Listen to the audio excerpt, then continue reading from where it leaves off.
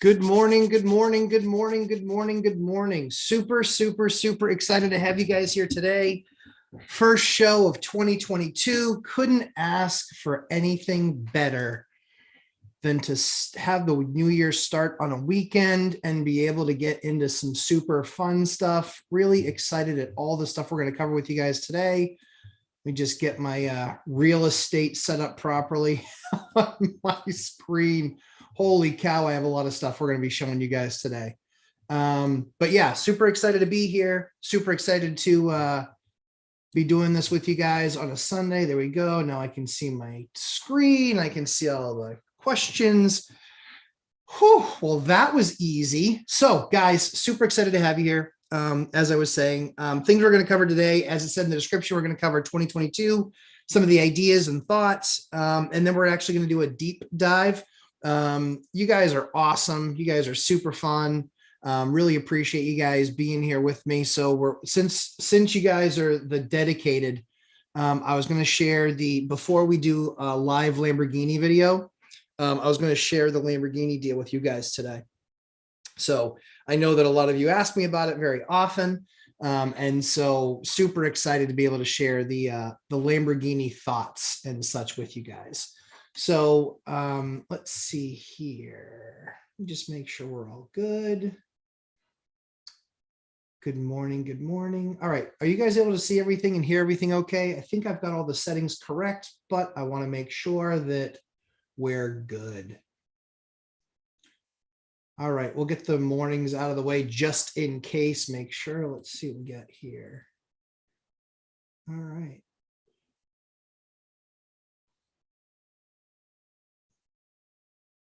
You guys let me know we're good. Let's see here. Sorry. There we go. All right, cool. All right. So like I said, super excited to have you guys here. Let's start covering things real quickly. We'll jump into the good mornings. Good morning, Dion. Good morning, Janet Santiago. Good morning, Matthew Paris. Good morning, Roldan. Good morning. Good morning. Yep. Happy 22 to everybody. Darren B. Good morning. Nakodon. Hey, Don. Good morning. Good morning. Wolfmaster 82. Hey, Wolfmaster. Howdy, Dion. Good morning, everyone. Hope 22 is everything that you deserve. I love that from Dion. That's awesome. That's awesome. I've already wished a couple of people that already, and it was because I know what their 22 is going to look like. Anyway, Marshall Pike, good morning. Roland, hope it is not a Hot Wheel. It's not a Hot Wheel. Nope. Nope. There's other channels that's what they would do, but not this channel. Theta Hedge Capital, good morning. Hope all is well with you and the family. Yes, thank you. Things are good. Things are good. So we'll give a quick family update, I guess, this morning, since you guys are the early risers. Not tomorrow, but Tuesday, Eliana goes in for her scans. And so we're, the hope and the prayer is that all the spots are gone. So she had two cancer spots on her rib cages, upper and lower. And then she also had a spot on her liver after she had what was surrounding her kidney taken off. And she actually, they had to take the kidney as well. That was back in September. We've been going through chemo since about the third week of September. And so we've been in quarantine since Labor Day. So we're still in quarantine. We're now 4 months into quarantine. And I've now done my second haircut of myself, not too bad, not horrible, but not too bad. Hence why the hat. But things overall, they're going very well. So thank you very much, guys, for asking and always being concerned. We appreciate your thoughts and prayers. So yeah, Tuesday she is getting all the scans. And so we'll have an update then. And as of right now, chemo is supposed to continue until the middle of April. So yeah, so we've been in it for about as long as we have left to go. So we're about the halfway point. So New Year's for us was a big kind of collective sigh, because we have less of the journey left to go than where we had started. So it's nice. Chemo pretty much every single week.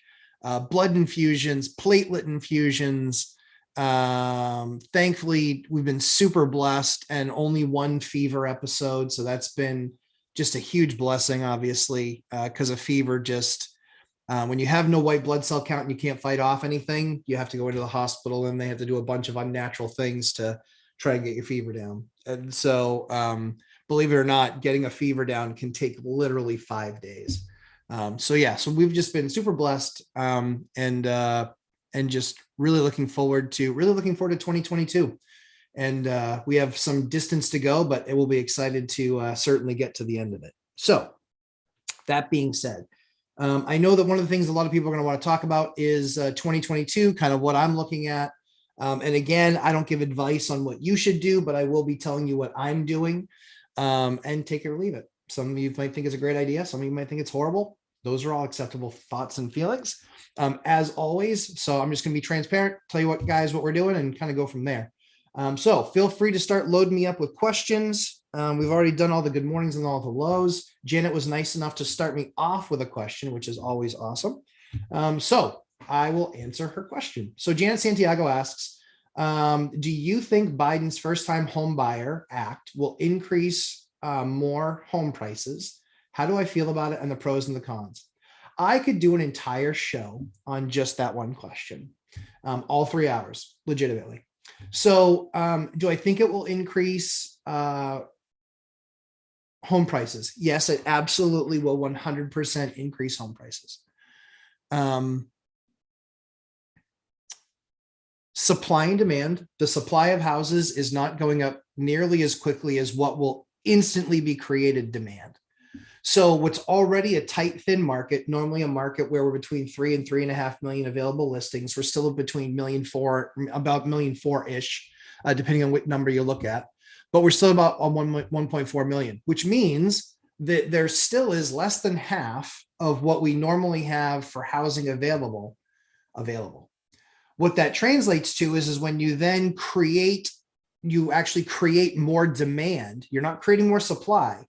When you create a program or put cash into a market, or allow for like 0 down payment, or we're going to give you your down payment, or some sort of a down payment, not even like a down payment credit, meaning you have to spend the $10,000 and then you can get it back on your taxes. It's legitimately like they want to put money into people's hands, not even a tax credit, literally money into people's hands. When you do that, that will instantly take the entry-level buyer, that will instantly take them and push those prices up even further. That's largely not going to help in the $500,000, $600,000, $700,000 numbers. But when you look at the median home price, that number will jump again because there will be that many more dollars chasing that many fewer deals. That's largely why you see this year with inflation and with the 40% more money supply than's ever been printed before is now in the market in the last 18 months or so. That's part of what's helped increase in prices. Number one, it's created inflation. Number two, it's created more money supply. Number three, it's hit on the demand side, but they've not done anything about supply. So morons in Washington, largely speaking, completely miss that, often miss that, is that if there's not enough supply, it doesn't matter what you do on the demand side. It will always drive up. So I think that what we'll see is I think it will hurt people. I think it will help sellers. It will, largely speaking, hurt the people. So when the rates are down where they are, savers get hurt. People that have actually saved their money, they get hurt because the return on that money in a bank account is nothing like it used to be, back in the 90s, 80s, 90s, when you could get, 4 or 5% in a bank account. That will likely not happen for a very long time, if ever again. But the core issue remains: push a bunch of money into the market, remove the barrier of entry. Because if you ask, 7 out of 10 or 8 out of 10 new home buyers, they'll tell you their barrier of entry is the down payment. So the administration, the giveaway administration, I've been calling them that since probably February. So the giveaway administration, what they're going to do is they're going to give away. They're going to give a bunch of money away. They're going to put it through programs, and that is going to create that much more demand, that much more pull. I think because of that, you will see those median home prices drastically increase, but more so is you're going to see supply then get hit again. And we just can't keep on taking hits to supply. Builders can only build so fast. It's like I talked about with Mike on our Friday show. My belief is much like we have a strategic oil reserve, for where we are now, the thing that the government could do best is creating the opportunity or creating more of what builders need. They need steady supply chain. So what does that mean? That means, finding sawmills that have closed down and getting sawmills online and that sort of idea. Government's not that smart, and they're certainly not that efficient. So that likely won't happen. But again, just something to keep an eye on. I think that the biggest challenge remains labor. In fact, somebody asked a question on one of the videos yesterday. I thought it was an excellent question, which was, talking about changing of zoning. Zoning is going to be important, but it's not nearly as important as what are called dead days. So if you don't know what a dead day is, as a developer, as a rehabber, flipper, you'll have something called a dead day. A dead day used to almost never happen. Now they happen all the time. People are scheduled to show up on the 21st. They couldn't show up on the 21st because there was no material for them to do the work. Or it was their time to show up on the 21st, but that slid a week or 2 weeks. And then they have dead days because that was the job that they had lined up and they don't have another job to go to. If you ever wonder why contractors are like, yeah, sure, I'll show up on the 21st. And then they call me, say, I'm not going to make it. I'm going to be a few days late. It's because they're always balancing multiple jobs. Well, all that's done with the supply chain being what it is for, really exacerbated the problem, really largely speaking, made it a nightmare. And so that's where we find ourselves today. So any and all questions about that, please feel free. Happy to cover it. So we'll jump into some more questions. Oh, and so I'm sorry, let me finish answering that question from Janet. So yes, it will increase home prices. How do I feel about it? I think you can tell how I feel about it. I don't like goosing markets. I am all about helping people bridge the gap. What I'm not about is when there's already a short supply, let the people who have earned it, let the people that have saved, let the people that have done the right thing, let them be the victor. That's winners and losers. And I don't like government picking winners and losers. So I think that when you naturally put those things together versus being handed something in a program, I want to see these people win because they've done the right thing. They've made the sacrifice. So that's how I feel about that, in case you couldn't guess. And then let's see, pros and cons. I think I laid out, I think the pros and cons are, I think I kind of covered the pros and cons. It will create higher prices. It will create still a shortage in supply. It will create, it's gonna continue to create a pull on supply chain, and it's gonna suck. It's gonna be a nightmare. It's gonna suck. So it'll be tough to find. It'll be more challenging to find deals. I don't know about you guys, but if you look at if I look at my market, $340 a square foot is what new building is costing right now. $340 a square foot. Modest 1,500 square foot house, over $500,000. $500,000 for a modest 1,500 square foot house. That number is insane. Now, people buy payments, but still, that's just really expensive, especially when for the longest time, used to be, you can buy, older construction around here. And when I say older, I don't mean like 30 years old. I mean like 130 years old, but still amazingly built and shored up and nice condition and all that good stuff. Still that is, what was that? That one's like 160, 170 a foot. So if you guys wonder what some of my investment strategy is for 2022, it's continue to unearth value in deals. Right? If I can buy something that's not done and I can buy it for 160 a foot and then spend 50 or $60 a foot, that I'm 220, I'm still 120 less than construction. And again, it's all about my cash flow. It's all about what the numbers show. That's what it's all about, guys. It's all about cash flow. All about cash flow. All right. Oh, as always, if you guys are new to the channel, if you're new to the live stream on Saturday or Sundays, I will look at my phone. I always have contractors working on the weekend because we like to reward those weekend warriors, guys that do it 5 days a week, but then on top of that, like to make some extra money on the side. So we always have guys working Saturdays and Sundays, not by demand, not by order, but by choice. We like to support those guys because we're grinders too. So I work pretty much every day of the week. And I have for, I don't know, 18 years, 17, 18 years. Yeah. So even when I go on vacation, I still look at my market every day.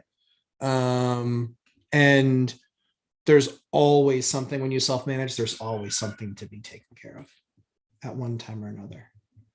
So, all right, more questions. And again, if you're new to the channel, don't be bashful. Feel free. Please, please, please ask questions. That's what we're here for.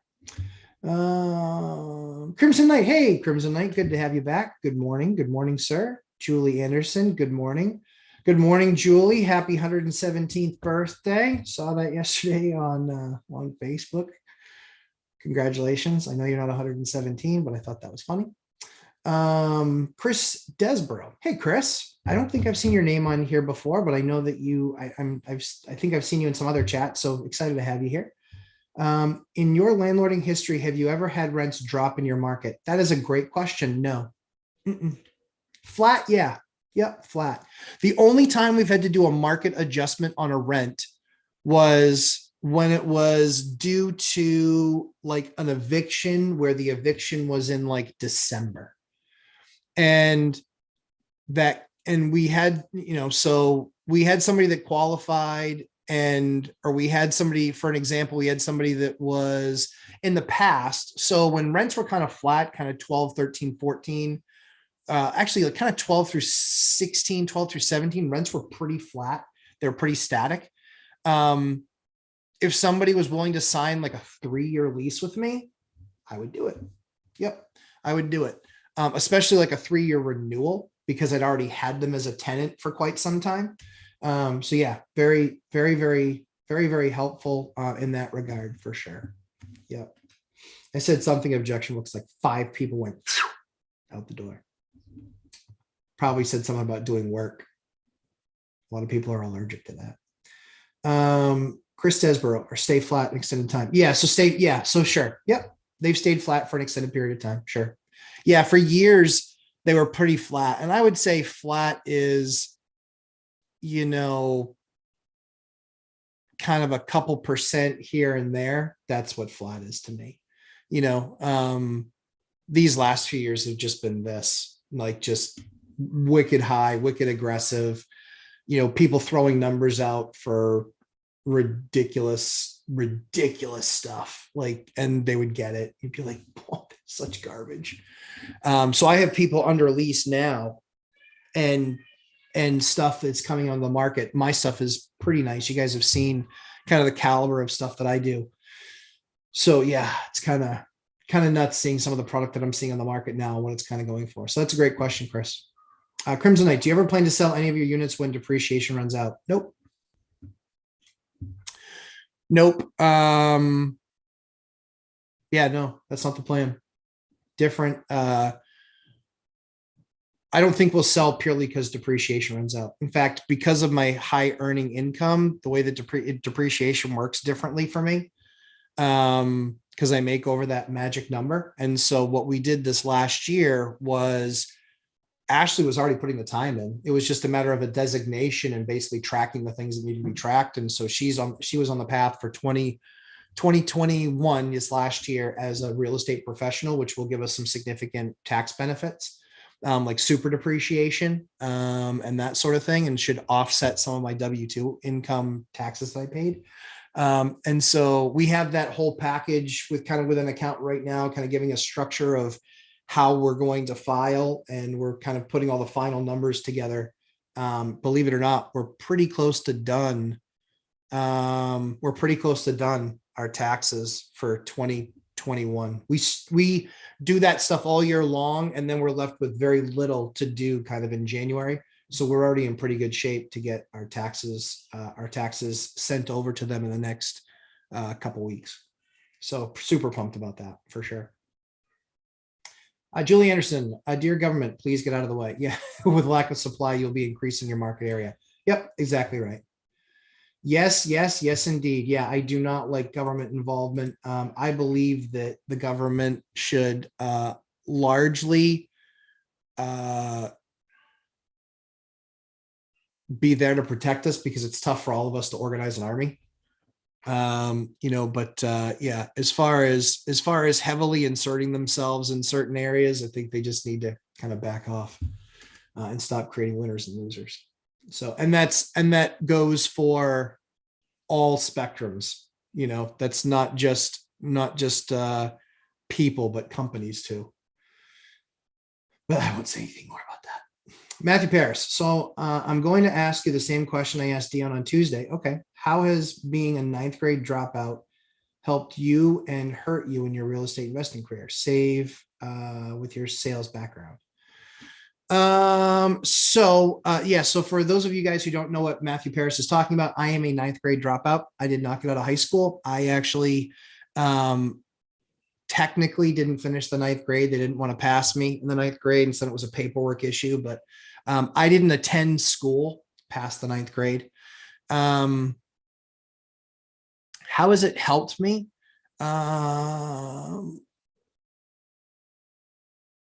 It's helped me because people told me the rest of my life that I wasn't going to be anything.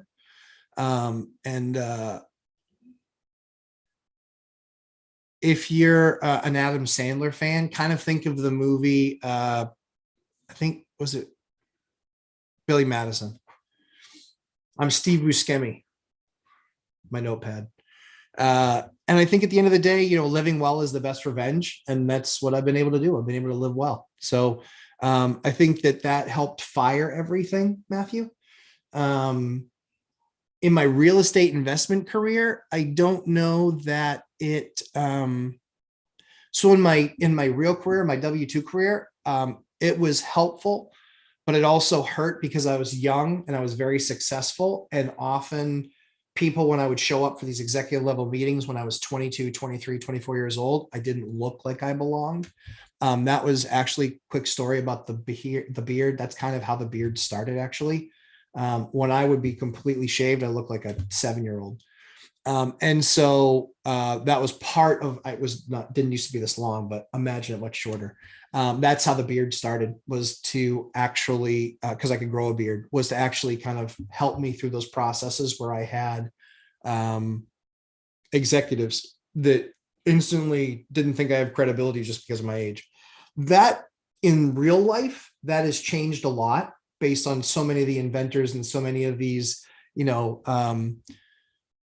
the Ethereum founder or Zuckerberg, or even Google, and those guys. If you look right down the list, it's all pretty young guys. When they started those companies, they just stuck with them for 10 years, or 20, and now 20.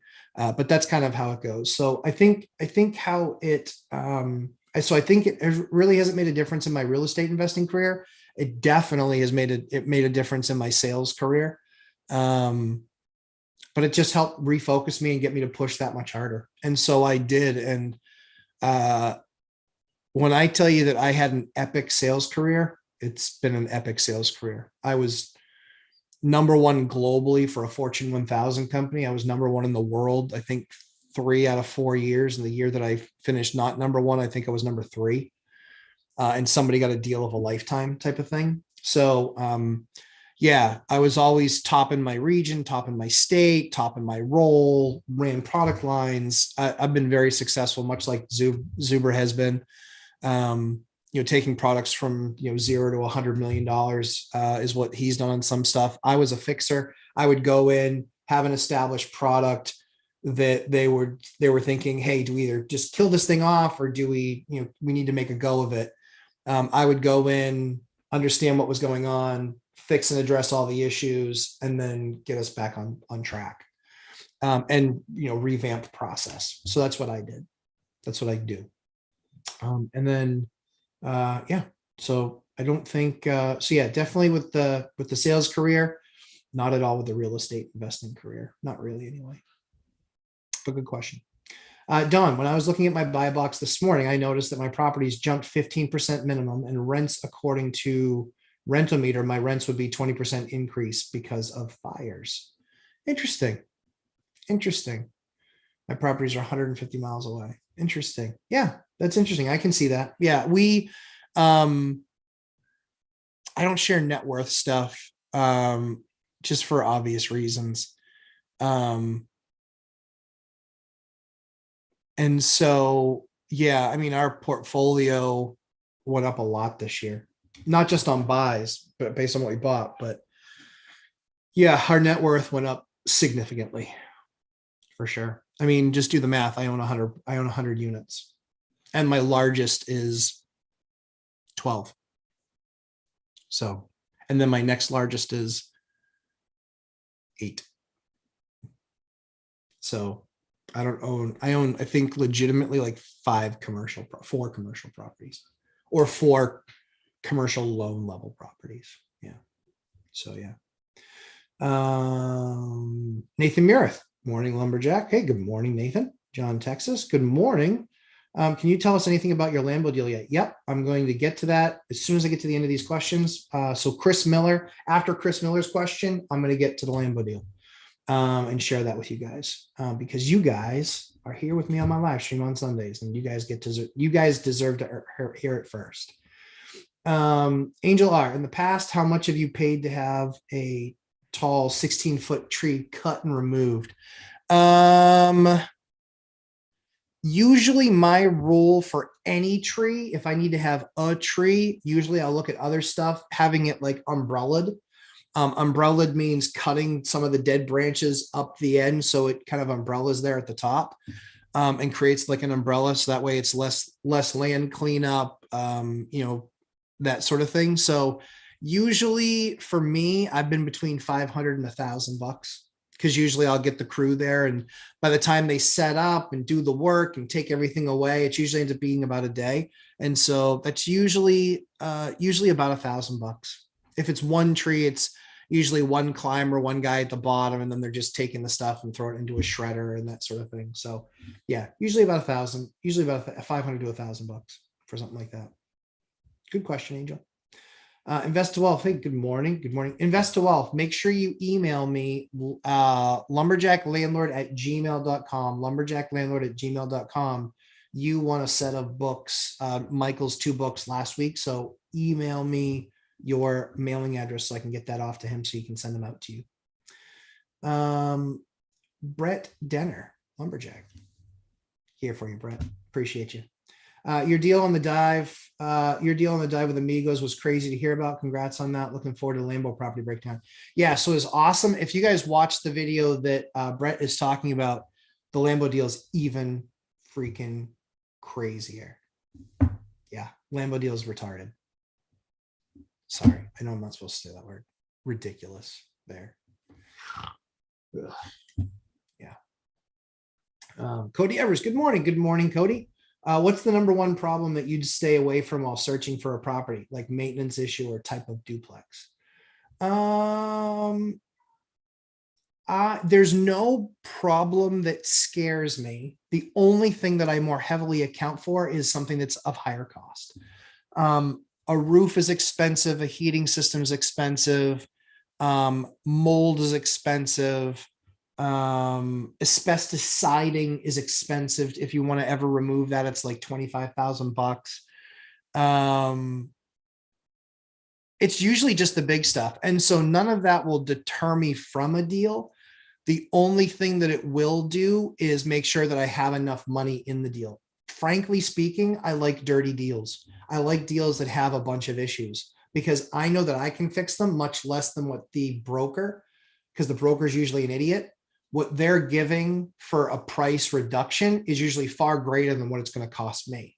That did slightly change in this market where crap was selling for a lot more. But there's still deals to be had there for sure. So when I look at a building and it's like, oh, it's got, single pane, 50-year-old windows, it's not hard. I know that a typical window replacement's about $300 for me. And then it's about $100 worth of labor and new trim and paint work. So if I figure 500 a window, I know it's much less than that. But then if I'm looking at a building that's, 20 windows, I know it's $10,000. And so I can just account for that. But those things have taken less account in the deals that we've been doing recently, just because, there's a smaller gap between good and crap. So yeah, yes, indeed. Good question. Chris Miller, hey, just wanted to check in. I put in an offer very similar to yours on a recent deal you described last week. Thanks for the streams. They're incredibly helpful. Chris Miller, you go get it, my dude. I love that. I love that. Happy to be here for you guys. I love hearing that offers are being made. That's what I'm in this for. I'm in this to help people, help them get out of the paralysis by analysis and start taking action. So let me just roll up my sleeves real quick with you guys. Because we are going to get into, like I promised, we are going to get into the Lambo House deep dive. The Lambo House deep dive. Oh man, I'm so excited about this deal. I literally kept on pinching myself, wondering if it was going to happen, and we got the deal to happen. And so I am just super duper extra pumped. All right, we'll get all lumberjacked. All right, so I'm going to try a couple things, guys. I won't lie, this could suck. But let me just see here. I am going to, let me see, give me just 1 second here, guys. I need to find the file that I'm looking for, because I actually did a breakdown. Yep, cool. All right, so there's that. There's this. Yeah, Nathan, I didn't set up my second screen if you couldn't tell. So we're going to give this a shot, see if I can make this magic happen. Let me see here. I'm actually going to take this over here, move this over here. Sorry, guys. I know this is horrible television, but we will, you guys will like it. And this is not presenting it very well either, but let me know if, hold on 1 second here. Where am I going? I want to, oh yeah, I don't want this opening up in the same tab. There we go. All right, now this is better. All right, move this over here. Yeah, not enough real estate. That's what sucks about this. But here we go. Share my screen. Let me see. Share screen.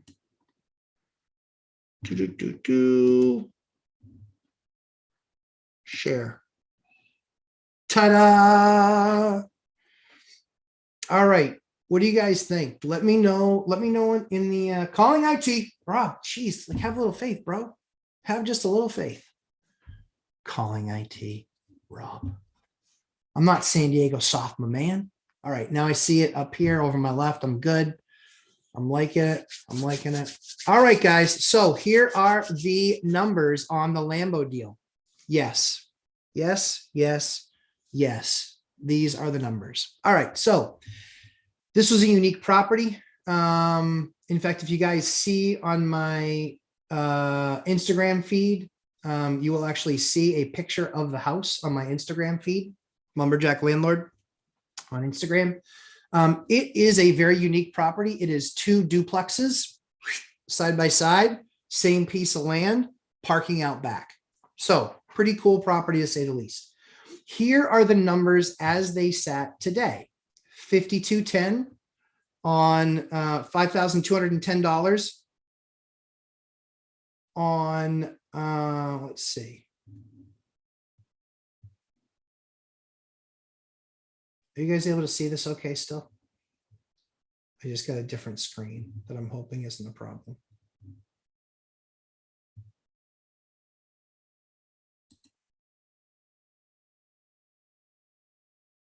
Oh, it's telling me to remove the window from the shared application. Son of a biscuit. Well, that's not conducive. All right, hold on. I have to stop my share. All right. That's not helpful. When is there going to be a good streaming service? All right. Okay. Are you guys able to see everything? Okay. Just give me the first heads up. Yep, you guys should be good at this point. All right, so you're not going to get to see the numbers live. Tough, way it goes. What else is new, right? Never easy, people, never easy. All right, but I will walk through the numbers with you. The numbers are $5,210 every 6 months in taxes. This is an extremely highly taxed property, and I will be going for a tax abatement because that number is insanity. That number is way off. It's 20% higher than any of the other people on the street. That number is nuts. So I will be absolutely 100% taking care of that. Let's see. That should be good now. Good. All right, cool. I haven't used StreamYard yet, Edwin, but I will be writing that down. StreamYard. Yeah, I use, just because I use it so often, I use Zoom. And so Zoom has not been a problem with having multiple people to then present on YouTube. But I think that's definitely what created the problem with showing that, with sharing that widget. I think it was because of streaming and blah, blah, blah, because I'm also streaming through YouTube. So yeah, but I will look at StreamYard. Thanks for the tip. And I'm a sales guy. I'm not a tech guy.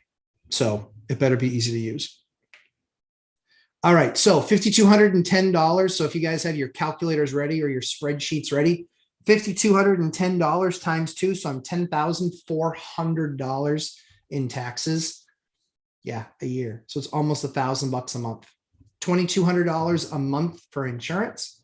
My payment is $1,969.46. That's taxes, insurance, principal, and interest. So that's my pity payment. The rents are currently $1,025 in one unit, $1,025 in another unit. One unit is vacant, and that was fine with me. And then the next unit is rented, and that's $3,200 current rents with that vacant unit. Right? Easy math. $3,200. $20K get ready cost, because I'm going to have to do some work in the units. Nothing crazy. Roof has been done. Heating systems just need to be cleaned. Really just kind of $20,000 worth of fine tuning. They're tired. And so I think in one, I'll do a kitchen, I'll do some flooring, I'll definitely do some painting. So about $20,000 get ready costs. My deposit was $106,000 deposit. And you might be saying, why so high? It was high for a number of reasons. It was only supposed to be 20% down.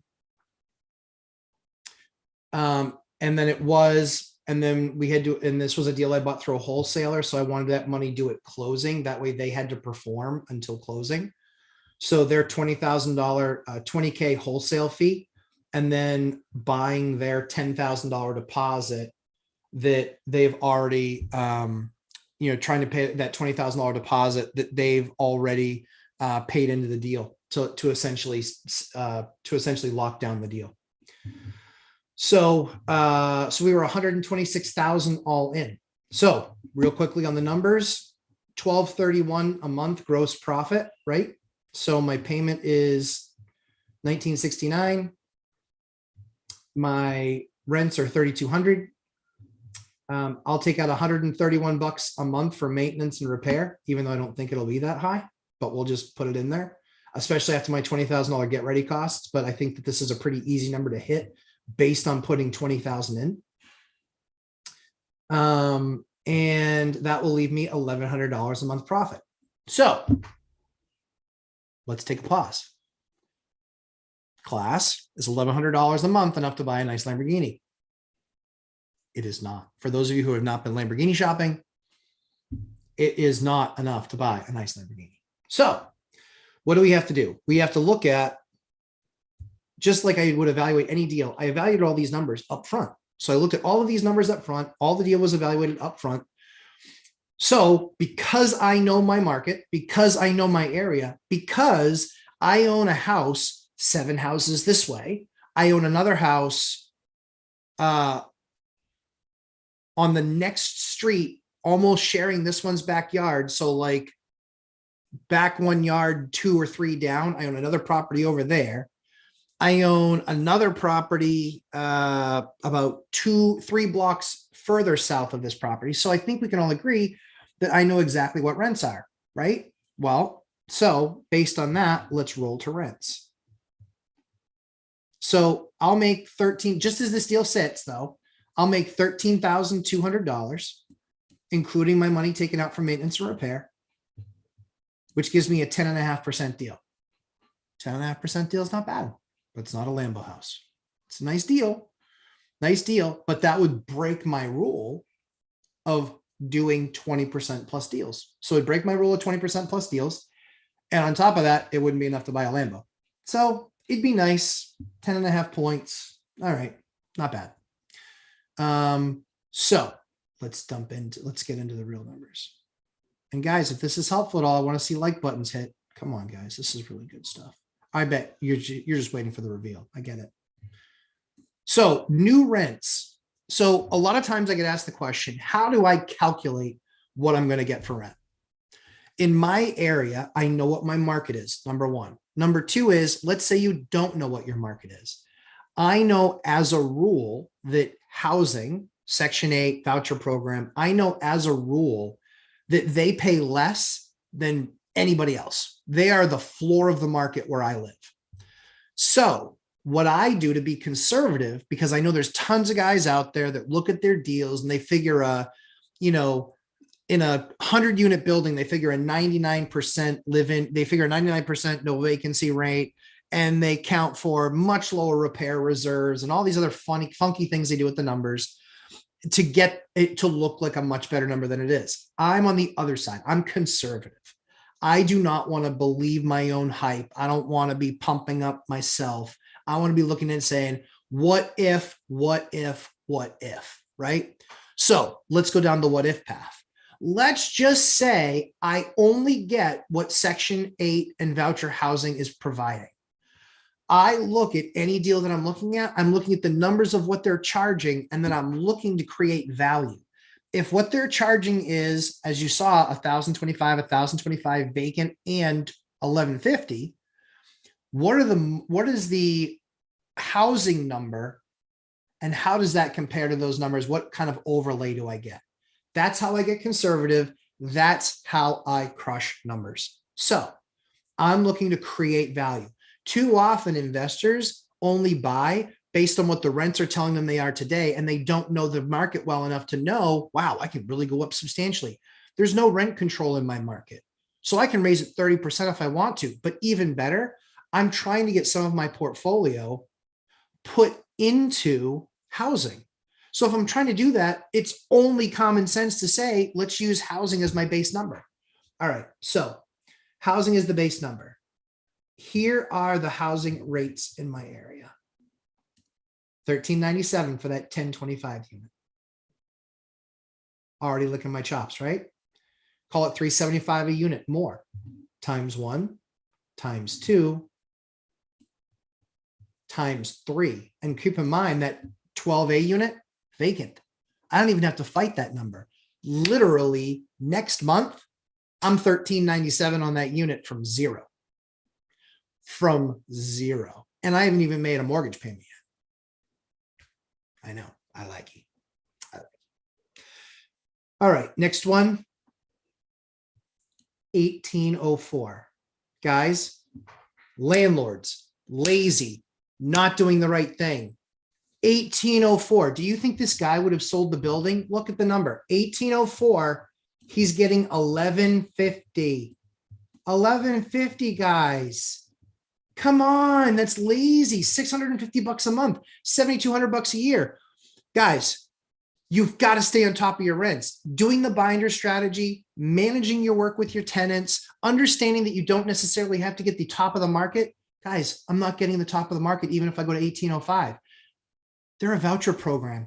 They're on the voucher program. You know what it's going to take? My sending a letter telling them in 60 days, the rent is going to this, your market price, 1804. And why would I not do that? Why would the last landlord not do that? He was lazy. He was lazy. He was lazy. He didn't do the work. He didn't do the work. You are managing a business when you're managing your rental properties. You're managing a business. Now, you don't have to have top market rent every single time, but this isn't top market rent. What you do have to do is optimize your portfolio, constantly tweaking, constantly maturing it, constantly seasoning it, constantly taking care of items that come up and doing them and fixing them the right way. That way you don't get a massive bill someday. And or when you go to sell it, you're like, the guy goes, yeah, but you need 30,000 bucks worth of work. Don't put yourself in that position. Fix slow and steady along the way. That way, stuff that I've owned for 5 years, guess what? Usually has a new heating system, usually has a new roof, usually has new windows. It's usually had all of the major expenses taken care of with the profit from those houses. And now I'm just cashing checks. And I don't have to do those things. I don't have to do them as quickly as I do them. I just like to do them because that's my exit strategy. If I ever need to get out of my portfolio, if I ever need to get out of a building, it's retail ready. I don't have to wholesale it. I don't have to put a hush number out there. It's retail ready. All right. So, and you guys are anxious. Let's keep on going through the numbers. So, new rents only based on the housing numbers. Yep. That's the number right there. Here we go. New tenant rents, $5,994 instead of $3,200. I know what you're thinking. Matt, this is starting to sound a lot like a Lambo house. You'd be correct. That's why I like my audience, smartest people on the internet. So we are very close to this being a Lambo house. Let's walk through the numbers though, guys. I'll still keep the same reserve of 131. The reason why is just because it worked on the other one and this number's a lot higher, doesn't mean that still the number same doesn't work. That 20,000 bucks I'm putting into the property takes care of the big maintenance items that need to be taken care of now. So that $131 a month is more than enough to keep the train a-going for this property. And that includes, like, there's a tiny area in back for lawn care. And then there's just plowing during the wintertime. And because it's close proximity to these other ones, my plow bill for the year might be 350 or 400 bucks for the year. Adjusted profit, $3,894. Let's just bask in that for a while. That is almost 2x in profit over what my cost is. Yeah. Yeah. All right, let's get to the gaudy numbers. 3,894 is my adjusted, right? Adjusted profit per month times 12 is now $46,278,000. One deal. One deal. Imagine if somebody house hacked this. Holy Toledo. If you house hacked this and lived in one of the 2-bedroom units, you wouldn't be sacrificing much. You're living in a 2-bedroom unit and you'd still be making 2,600 bucks a month or 2,400 bucks a month. Yep. All right. 37.1. That's a 37.1 return on capital, 37.1% return on capital.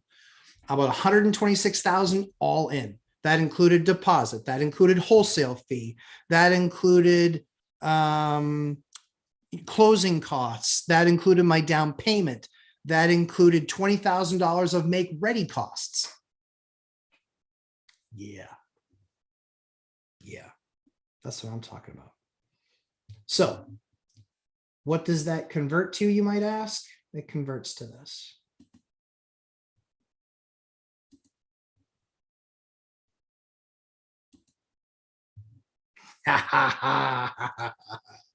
That's what it converts to, ladies and gentlemen.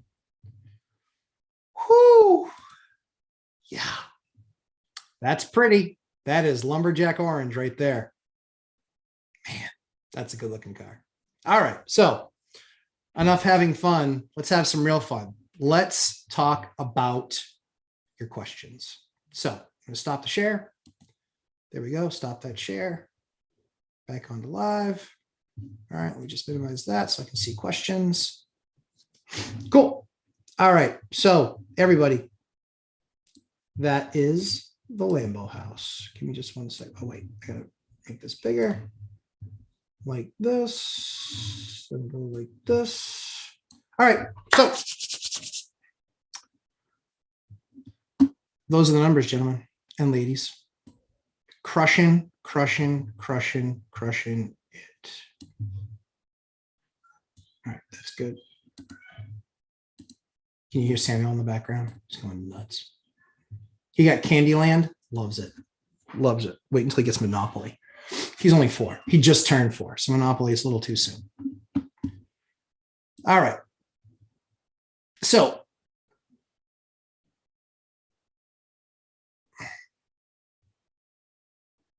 all right, let's get into questions. Can we just, oh, come on. Here we go. There we go. All right, we're good. Oh, I see what I keep on doing. I'm a dope. All right, let's go up. Let's do questions. Keep your questions for the deal available. Kenny A, considering a duplex house hack, FHA 5% down or conventional 15% down. The FHFA would be $200 a month alligator. In the conventional, I would break even for the first year. Your thoughts? House hack. If it's a house hack, I would do the alligator if it's a house hack, because I don't count what my numbers are that moment. What I count is I count for what's it going to be when I go to rent the place. That's what I care about. That's what I care about. So if you're there, yeah, cool, all good. But yeah, Kenny, I would, if it's 5% down, I'd be doing that. I would be doing a house hack. I would be paying the $200 a month out of pocket. If that's what you're saying, I'd be paying the $200 a month out of pocket. Yeah, I would. Yep. If it's a house hack. If it's not a house hack, I wouldn't create an alligator. I would be looking and seeing what the rents can be to raise them to see if you can cover that $200, because I wouldn't do an alligator. I wouldn't do a pure alligator if that's where I'm going to end up in a year. I wouldn't do that. That's just me. Don, this has been just in the last week. The Marshall fire burned down almost 1,000 properties. Oh my goodness. Yeah, that's right. Yep. Yeah. So Don, one of the things that you're going to want to look at is there's going to be programs, assistance programs that are going to come from that wildfire. That's where like Red Cross and a bunch of these other organizations will pump a bunch of money into, they'll pump a bunch of money into the market and getting people, that lost their homes so they can stay local. Look into those programs. You will likely find that they are probably anywhere from 30 to 50% higher than your normal rates. And here's the thing. We're not taking advantage. I've lived with those programs too. I don't take advantage of those programs, but I do leverage them because you know what? They created paying that much more money because they need the housing that badly. It's a supply demand issue. It's a market issue. So I'm happy to put them in for that market issue. I just am. Recognize that, let's say it's $1,000 more a month you're going to make per unit. So it's $12,000 more a year. You might be turning that unit in another year, but it's not going to cost you $12,000. And they'll usually give you a deposit for somebody to move in as well. So keep in mind, Don, I would take a look at those programs that are probably going to be available to you. And I think you'll see a massive uptick in your rents for a segment of your units for the coming coming year or two. I've done that and it worked very well. Vatzel, hello. Hello, Vatzel. Nice to see you. Real Career Young Money. He's back, ladies and gentlemen. Why have you not quit your W-2? Is it additional mental security or fear of boredom where you just enjoy it? Yes. So for me, we expanded a lot this year through COVID. For me, it really, the main drivers for me staying were probably not boredom. It got a lot more exciting this year with adding a bunch of new properties over just having a bunch of seasoned things. I had a lot of seasoned stuff that was doing pretty well and making good money. But I wanted to add a bunch. And so that made this year really kind of crazy, a little bit nutty. And then mental security, no, nope. I could walk away tomorrow and I'd be good. I'd be plenty good if I walked away tomorrow. I'd be like, all right, sounds good. Time to leave. Oh, said something that offended people. 10 people. Vamoosed. I'm telling you, you're missing the people. Missing the data. And do I enjoy my job? I enjoy parts of my job. Yeah, I enjoy parts of my job. I don't want to just split. That's not my thing. I'm not just a splitter. So I'm an executive in the company and it's a smaller company. And so the company would go through a transition if I left. And I'm not ready for them to go through that transition. And for me, it's kind of, I can do this whenever, but probably for the, I think 45,614, it kind of, we joke about it, but it kind of gave me perspective of kind of where Mike was too, because we had much the same career. He's about 5 years older than me. And so he expected to work until he was 50. I didn't. I expected it to be 45. And so I'm kind of right on path for that. I actually expected it could be earlier. For a couple of years there, it looks like I was going to retire earlier. But now being able to grow the business and doing my job and my wife, doing the real estate professional thing and having the kids and everything going on, it's kind of chaos right now, but I'm still able to be around and with my kids and spend time with them. So I like that. And if any of you are new to the channel, please join on. We just did a deal review, so it'll be a little bit before I get to your questions, but please stick around, hang out with us, watch some stuff, watch some stuff with us and ask questions. I'm happy to answer them for sure. Chris, happy 2022. Thank you, Chris. I appreciate that. Real Korean, walk us through how you consider moisture in deals, whether that can be mold, settling, gutters, etc. Here in Chattanooga, Tennessee, have to deal with that a lot. Yeah, so that's a big thing kind of in a lot of the East Coast stuff. So Chattanooga, Tennessee, but Florida, that's a huge thing. Up here, it's still a huge thing because we have older porous basements. So moisture can be an issue. What I'm more looking for is, black mold. And obviously it has to be tested, but I'm more looking for where water has compromised a wall. Generally speaking, moisture is pretty easy to fix. It's usually a sweating pipe that that hasn't been, or even has a pinhole in it, that hasn't been properly fixed or insulated. It's usually a gutter spout has fallen off, a downspout's fallen off, or a connector to the downspout's fallen off, or the water is I've literally seen them where the bottom boot is missing and it's literally pouring straight down to your foundation. Like that's a super easy fix, literally like a $7 fix. So I just look at those different things. I look at, I've had one where I bought the house and the entire basement was stalactite mold coming off of the ceiling. Like it was disgusting. But because stuff like that doesn't scare me, it's just a number, right? I get a company in there, they look at it and they go $10,000. I'm like, okay, sounds good.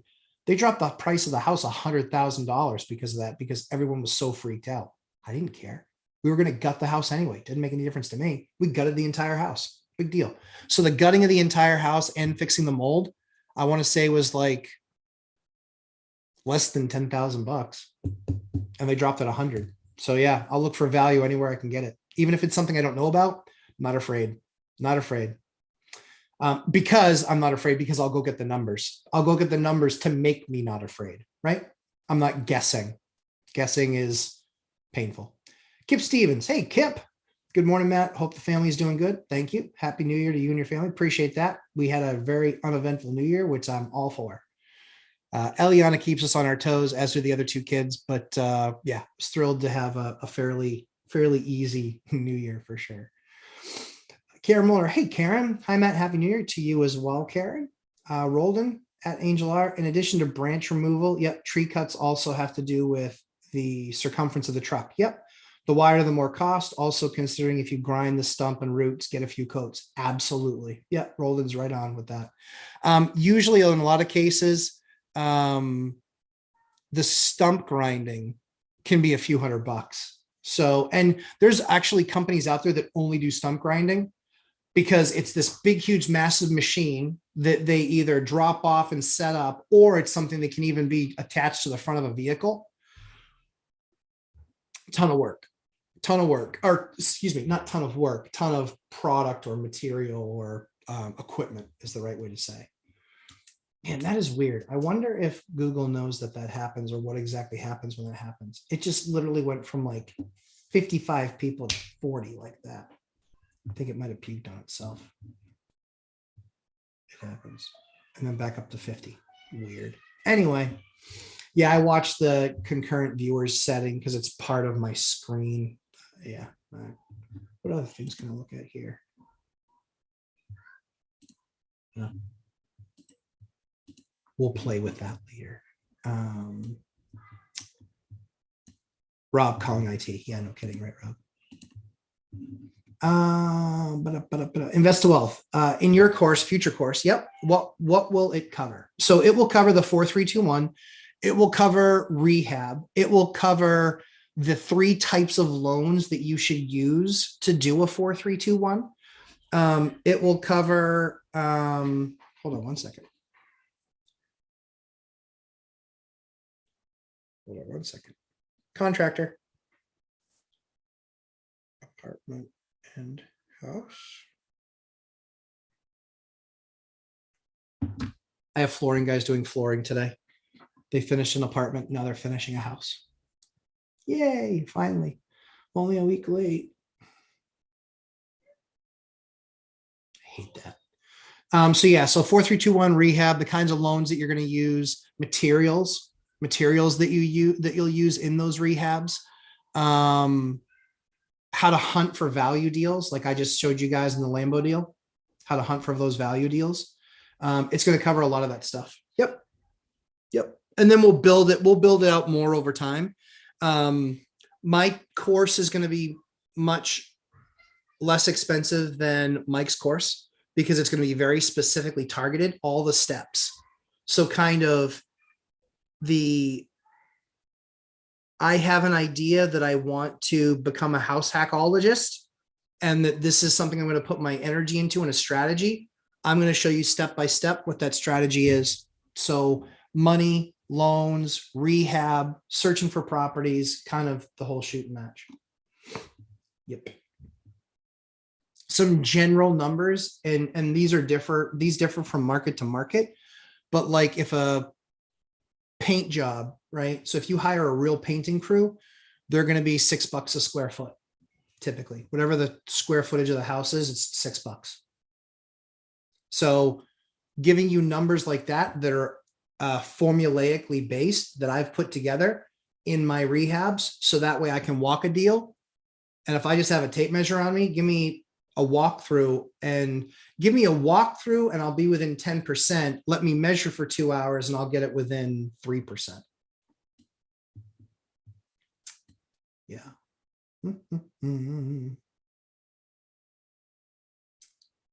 Let's see. Matthew Paris, any plans for your own mentoring program or course?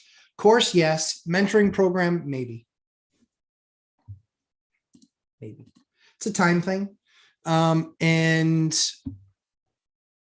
as I build out my organization and I have more time, yes, more mentoring. Right now, I still am very hands-on with the properties, and 35 buildings, 100 units, 200 plus tenants. That keeps myself and my wife pretty busy, decently busy. Yeah. Yep.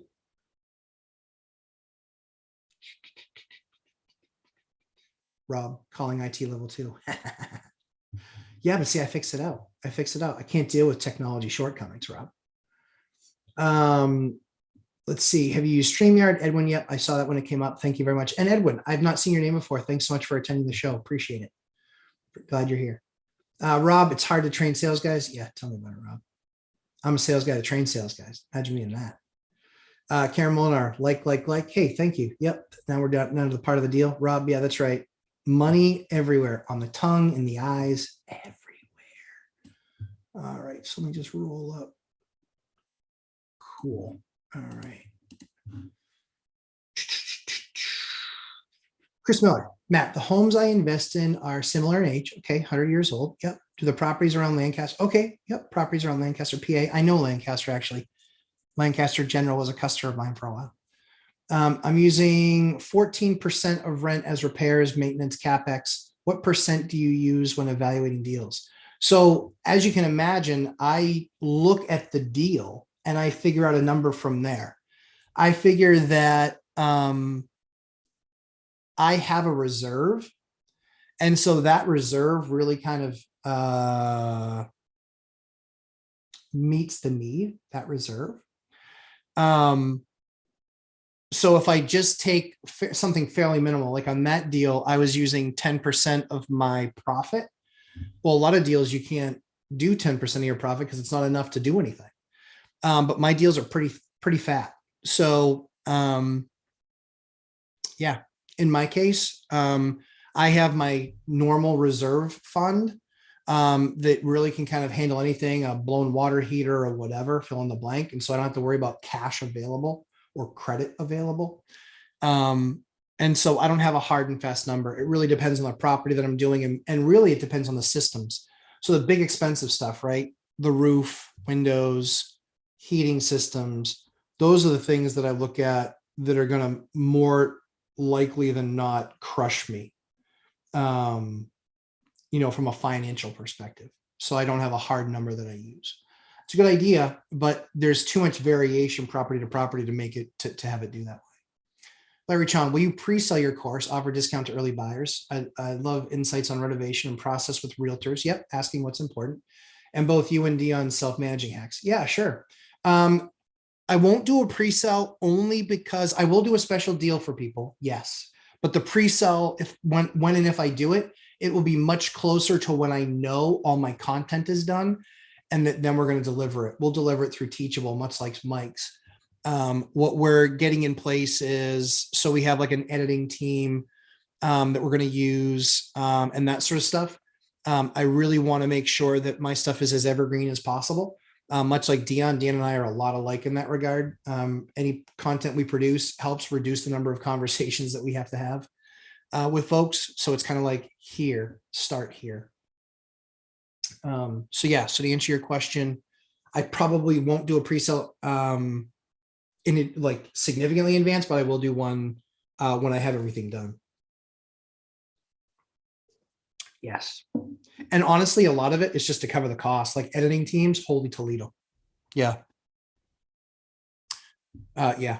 A lot of investment will go into this. And so, graphs, charts, we're going to get some other experts involved too, specifically a 1031 guy. That way, if you are not in a 4321 hack, but you want to get into a 4321 hack before they change the rules, then we'll get a 1031 guy that can kind of show you walking through your own property and what that, what that looks like, walking through another property that you might have. But there's a lot of things that we'll do. 1031 might not apply because it will be an owner occ. But yeah, we'll have all sorts of extras in there. The big thing is, my superpower is being able to walk a property, know exactly what it's going to cost to redo it. And then bringing all the formulas that I have that say, okay, a kitchen is going to cost this, and counters are going to cost this, and flooring is going to cost this, and that sort of thing. But it's also, I make a lot of the vendors that I use available to you guys, like American Flooring. We'll do a quick thing for those guys over there, American Flooring. Let's see here. So American Flooring, this is the stuff that I use. It's vinyl plank, padded on the back, click lock on the edge, heavy duty product, withstands a lot of abuse. I've been installing these since July. I've put them in now, I think 6 units. It's been pretty good. And I actually have something where you can actually call one of the principals of the company. His name is Marty, the flooring guy. He's been doing this forever, but his number is 725-212-8610. Again, 725-212-8610. Again, 725-212-8610. This is the 7-inch. This is the 9-inch. This is resi grade. This is commercial grade. If you use the secret to the commercial, you use this commercial grade product in a residential setting, it's got a 15-year warranty. I mean, excuse me, 30-year warranty. And ask them the details of what that 30-year warranty means, because you don't want to get caught flat-footed. Yeah. So great question, Larry. Appreciate that. Chris Miller, sorry, I typed wrong. They are similar to age in yours. Yep, sure. I totally understood exactly what you were meaning. Okay. Crimson Night. Yep, landlords are done with rent sometimes. Yep, building I just bought $800 per month in both units when I have been offered $1,600 for the top unit, and for the bottom similar unit went fast for $2,000. See, that's lunacy, right? And then because of what they're getting for rents, it's only worth X. It's just math. Find properties that have been owned for quite some time or are managed, and largely speaking,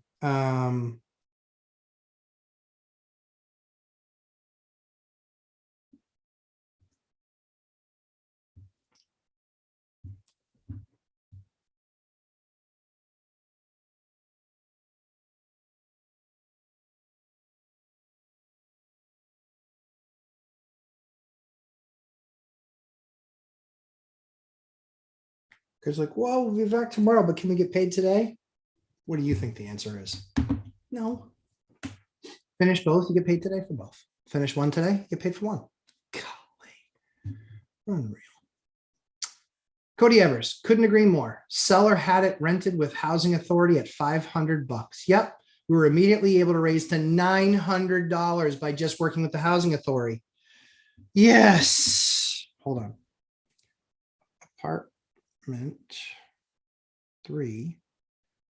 He didn't finish the bedroom. The house is 31.5.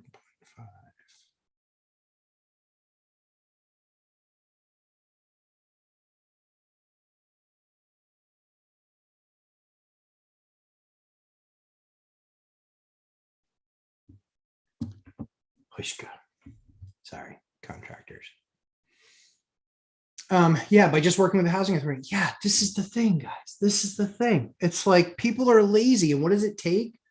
It takes, are you managing your business or aren't you? Which is it?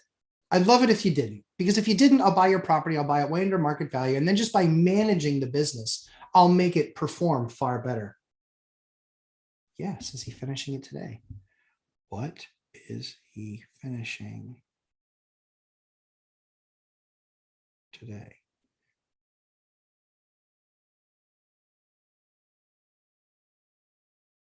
Apartment 3.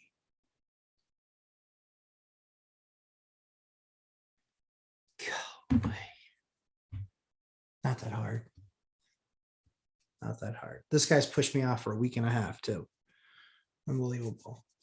And yeah, they're working on Sunday, but it's because, yes. Okay, perfect. Cool.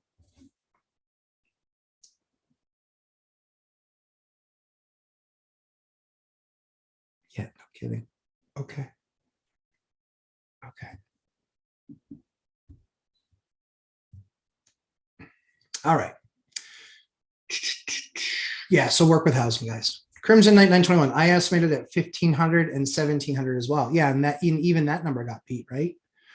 That's what I'm talking about, Crimson Night. Like, this market is fire, pure fire. Cody Evers on the duplex I bought. Yep. No, I knew that deal for sure. Yeah, love it. Love it.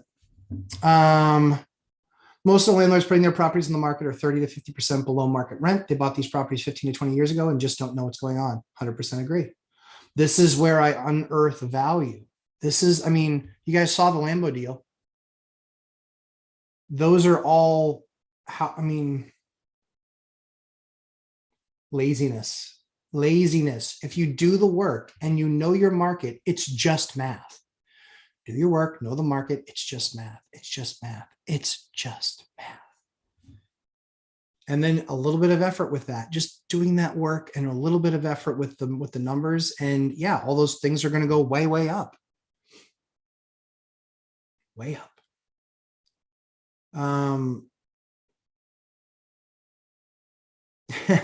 Crimson Knight. If I stop by Rollinsford again, I want to see that nice year rent plate. Yeah, it's true. As soon as I get, trust me, as soon as the Lambo gets purchased, yeah, it's going to be, yeah, we'll do a video around the Lambo for sure. Julie Anderson, Monopoly Junior. Oh, I didn't know there was one. Yeah, we'll definitely take a look for sure. Yeah, I like that. Very cool. Very cool. Pao Vang. Hey, Pao, never seen you here before. Super excited to have you here. When I do a house hack, do I need to come up with a story why I need a house hack to the bank? Like example, if I have a family of 4 and house hack to a 2-bedroom, nope, you don't need that. The only story that you'll need, and it can't be a story, it has to be the truth.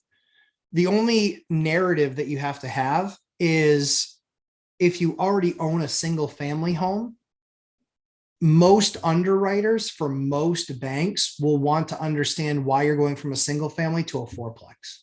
If you don't own a home and you own an apartment, then you can certainly do that. You can certainly do that. Yep. So when we went from one to the next, after we got down to duplex, we weren't wanting to buy a single family home yet. So I went duplex,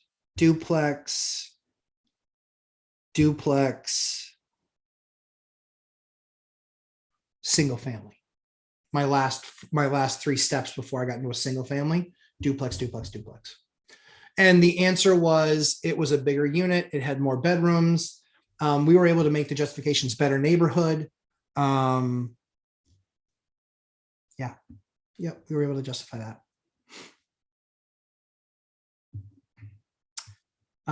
If I had any vacancies, I would be all over it. Yep. Well, even when you get vacancies, or if you even know what that is. Yeah.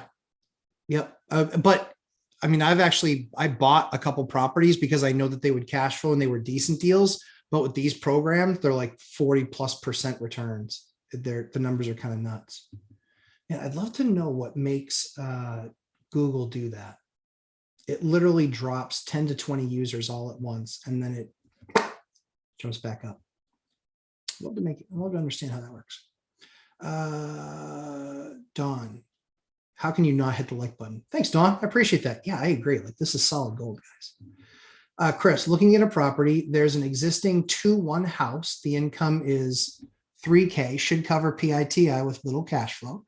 The property is zoned mixed use, which permits for multifamily high density. Very interesting. Very interesting. How would you convert this property to a duplex, multifamily, or add ADUs, tiny homes? Can you speak with a contractor about plans or go straight to the city? Any thoughts on how to get started? Yes, I do have some thoughts. So Chris, this is what I would do. I would talk to I would look at the area. I would get a half an hour on 2 or 3 different guys' schedules, surveyors in your area that have done projects like that. If you're wondering who's done projects like that in your town, guess what you do? You go to the town minutes. You go to the town. Don't talk to the building inspector. Don't talk to the zoning board. Don't talk to any of that stuff. Actually, you can talk to the person on the zoning board. What you want to do is you want to ask them, hey, who have you guys worked with in the past in development of multifamily or ADU on an existing lot where a house is already there? And they'll say, oh, we can't recommend anybody. Or they'll say, you know what, here's the last couple meetings minutes Then you look at those meeting minutes, or you can even find out where they keep, they're usually on the town website or city website. They'll keep the meeting minutes there where it actually shows the agenda and where and who presented those types of ideas. And that will give you somebody that's already familiar with the process. You see how they present, see if you like them and it's their style, and see, did they get approved or not? And that might be over multiple meetings. But that's the best place to start. Once you start there, they'll then tell you, yeah, to survey this, it's going to be $7,000, $8,000, $9,000. You get that as a budgetary number. Then you go to the town and say, okay, if I were to do a multifamily, etc., what are your sewer connection charges? What are your water charges? Talk to the electric company about, what is a new service cost to me? If you have natural gas there, talk to them. In fact, you guys definitely have natural gas there. Lancaster's an old city, but I think that because of fracking, I think that you guys have a decent amount of natural gas piping infrastructure there. So talk to the gas company about, okay, what's it going to cost? Is gas available on this street? What's it going to cost? Usually they'll cover the cost of bringing it to your house, but then you'll have to get the cost of a plumber to get the system to the outside. Dude, I just gave you an entire plan in like 3 minutes. Come on, Chris, tell me I'm crushing it. Tell me I'm crushing it. You didn't tell me I was crushing it yet. All right, Chris, that's solid gold right there, my man. What happened to property taxes in Manchester, Dover, whichever market you were in at that time from 08 to 12? You would think they went down, but they didn't. They were just kind of flat with very marginal increase from what I remember. I have to look at the numbers, but that's what I remember. Not a whole, I think it was just kind of flat. They actually had a lot of problems there because that was one of the things that would happen with the banks that own these properties is they would stop paying or they would pay the taxes. In some cases, they wouldn't pay the taxes.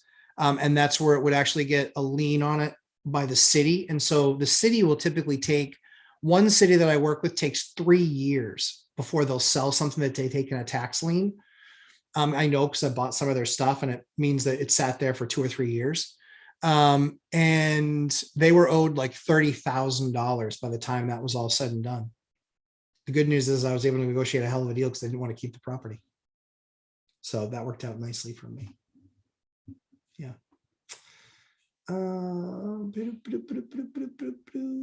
Scooby-Doo. Hey, Scooby-Doo. You've never been here before. Super excited to have you here.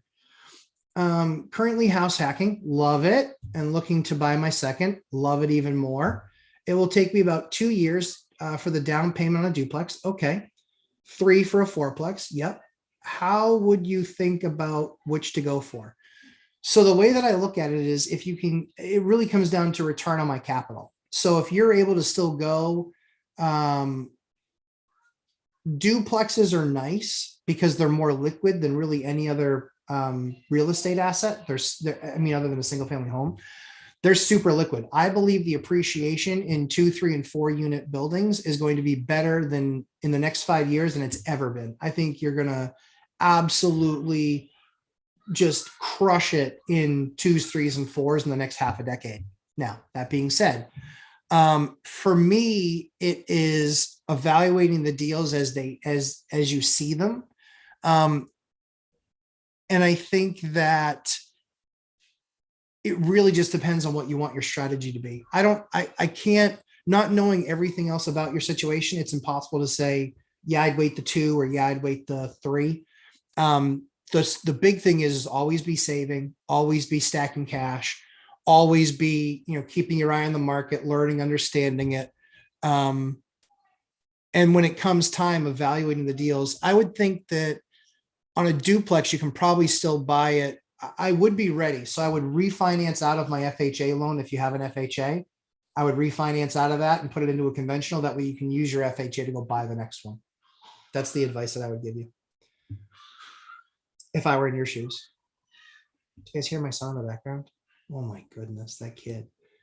I don't know what he had for breakfast, or actually I do know what he had for breakfast. I don't know what he had for lunch, but that kid is like on a 900 right now. Whew. Rolled and Crespo, those prices are to include labor and materials, right? I like the 10% contingency cost. Yeah, yep, yep, they are. Matthew Paris, I've got $5 with your name on it for your first mentoring session. Likely that would get you about a minute.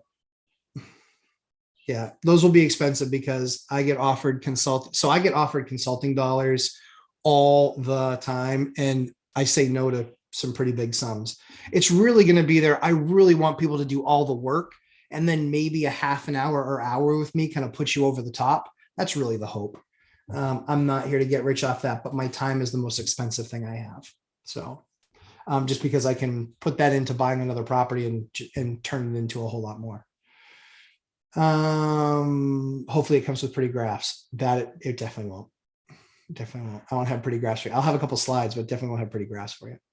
Brett Denner, cannot wait for your course. Going to be epic. Thanks, Brett. I appreciate that. Yeah, it'll be really good. We'll put a lot of effort and money into it to make sure that it's valuable to you guys for sure.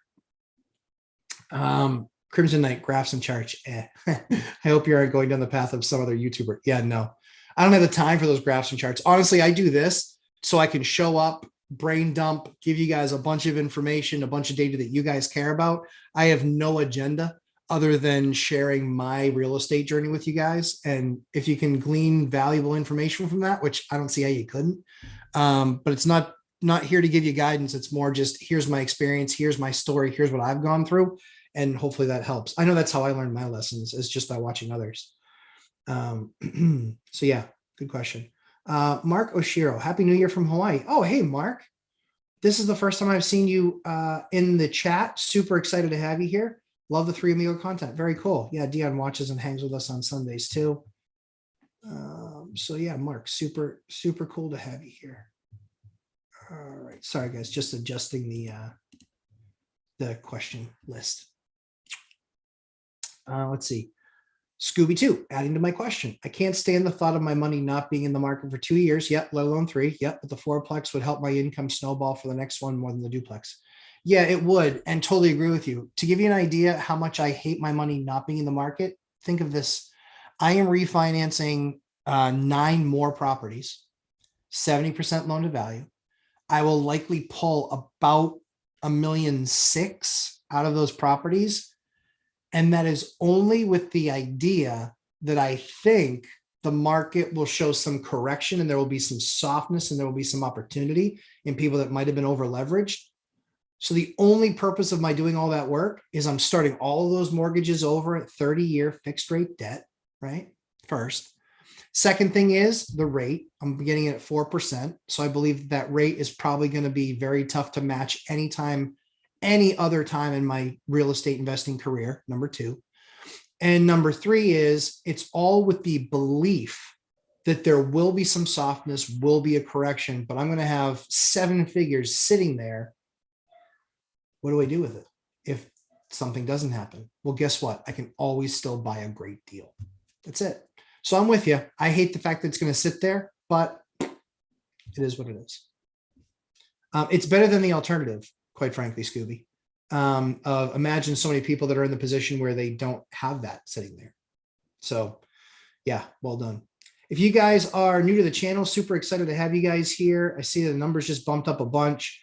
So if you're just joining, feel free to ask questions. That's what I'm here for. Or just sit down, hang out, and listen to some real estate preaching. So yeah, it's good stuff.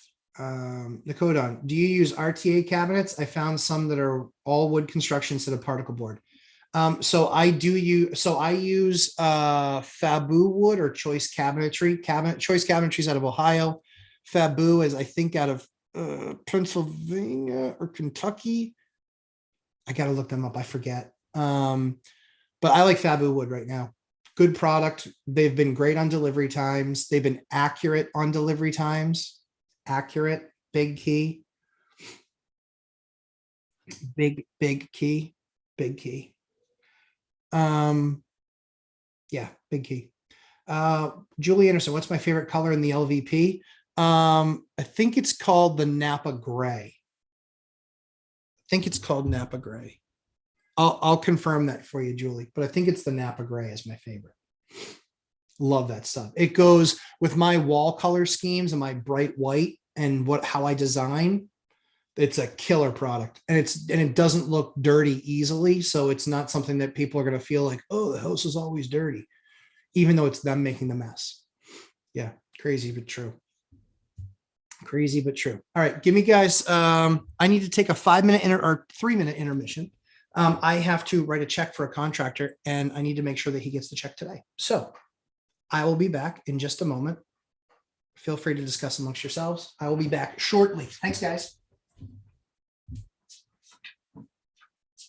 Hi, guys.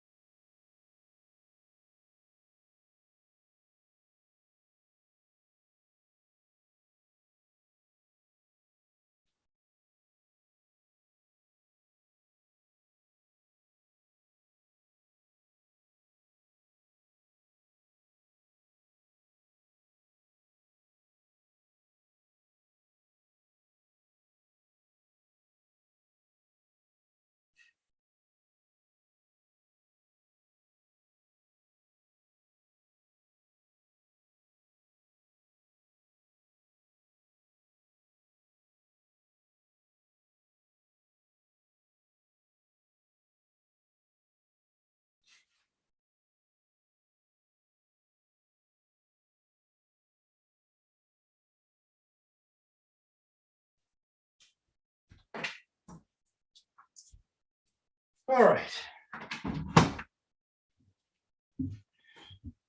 Thanks, guys, for being patient. I had to just go get that checkbook, make sure we get that contractor paid today. So if you want to become a contractor favorite, pay as soon as they're done. Don't jerk them around. Don't drag your feet. They're done on a Sunday. Guess what? They get paid on a Sunday.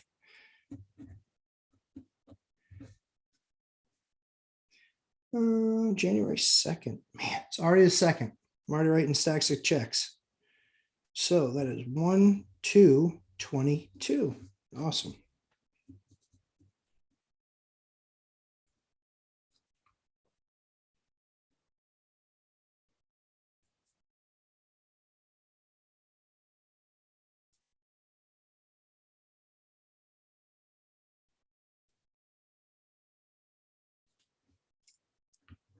Just 1 second. Get that phone number.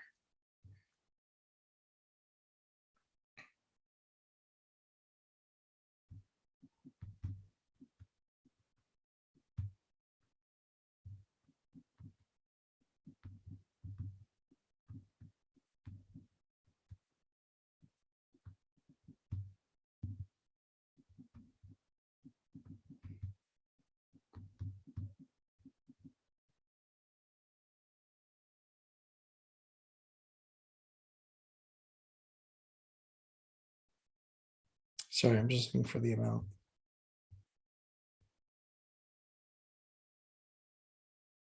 $27.60.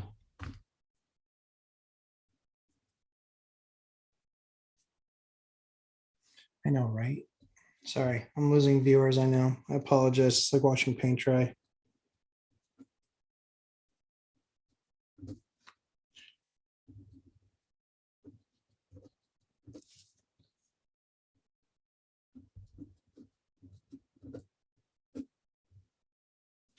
All right. And now my wife, the amazing real estate professional, will go drop that check off because she's amazing. All right, so let's get back into it. All righty.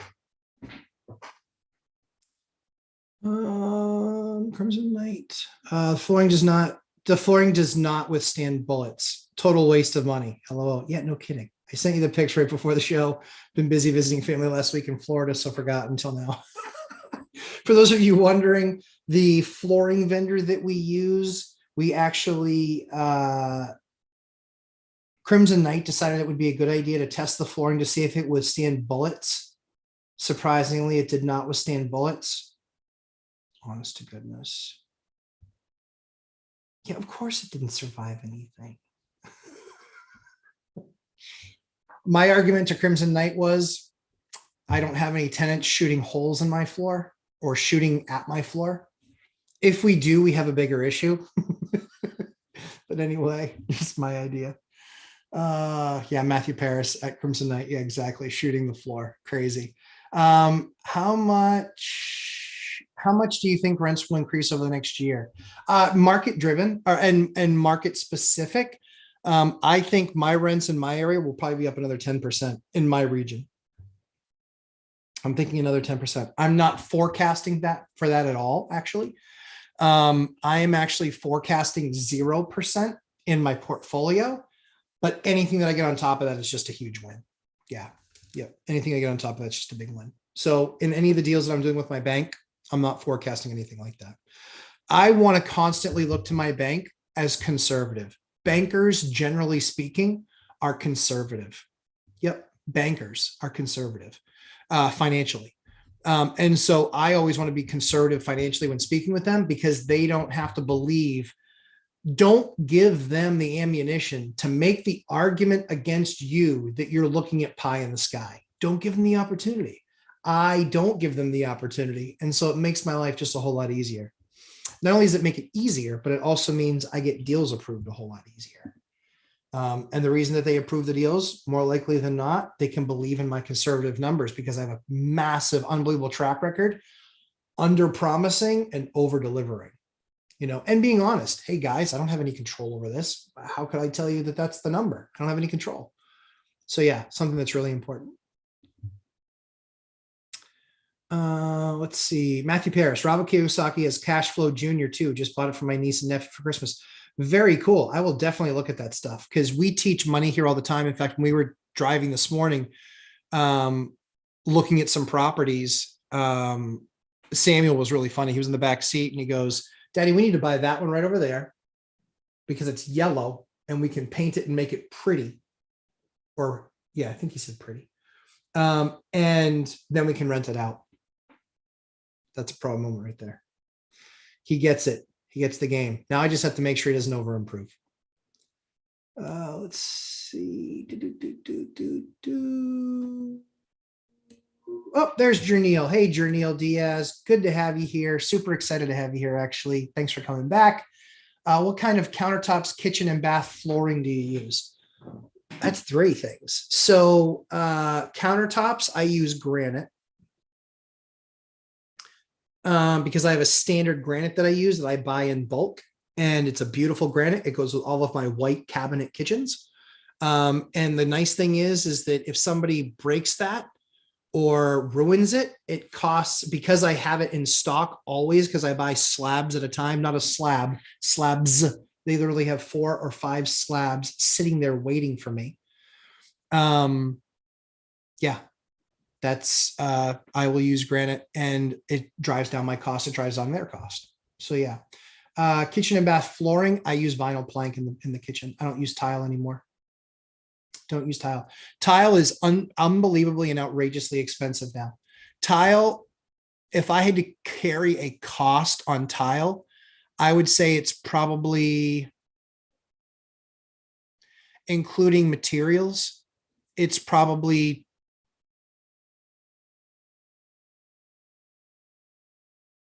$10 to $15 a square foot. Outrageously expensive. Outrageously expensive. Yeah. Yep. Crazy. So yeah, so I don't do tile really anymore.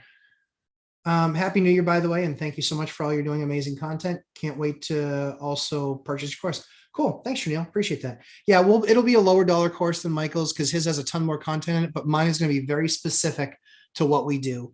Rehab, self-management, little things that I've done over the last couple of decades, specifically that make my life a whole lot easier in managing the property moving forward. Holy cow, a ton of people just got off the live stream. Fine, don't learn. Abdul Mateen Sadeth, you're crushing it. Thank you, my dude. I appreciate that. Matthew Paris, crushing it, bro. Appreciate that. Chris, love it. Thank you, Matt. This property is worth 2 to 3K more than asking, 479. Okay. Oh, 2 to 3X more than asking, 479. If I can figure out how to make better use of this land, hard to find MU zones. It definitely is. Located in a very desirable Florida vacation town. Yeah, Chris, that's a grand, like that's a deal of the century type of deal. You know, Mike talks about deals of the century. I talk about deals of the century. What's been really interesting about deals of the century is I've probably had 3 of them this decade. I've probably had 3 deal of the decade. Sorry. I probably had 3 this decade. Yeah. I probably had 3 that were just so unbelievable. Like I probably had 3. Yeah. Yep. Just unreal deals. And the market going up, don't lie. The market going up certainly helps that. But they were just so underpriced and so undervalued and so underutilized. Okay, real quick story time. Is talked with a rental company. Rental company says to me, what's the first question they ask me? How much would you like to get for these properties? Why am I coming to you again? I said, you tell me. Well, let me think about that. You don't know off the top of your head based on what else you've rented in the last 2 weeks? Well, what'd you get last year for it? Nope. Has nothing to do with the price of tea in China. What did you pay last year for a gallon of gas? What's that mean now?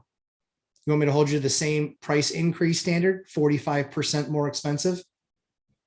What's the market? What's the market right now? You're the professional. I'm hiring you. You should know this. Questions will get tougher from here. Unreal. So yes, we had a back and forth. And then she came back and she goes, how about these numbers? And I was like, yeah, those are good enough. They were good enough. That's simple. Julie Anderson, OMG, he's acting like a child. Me? Probably. Likely. I don't know who's acting like a child. Probably me.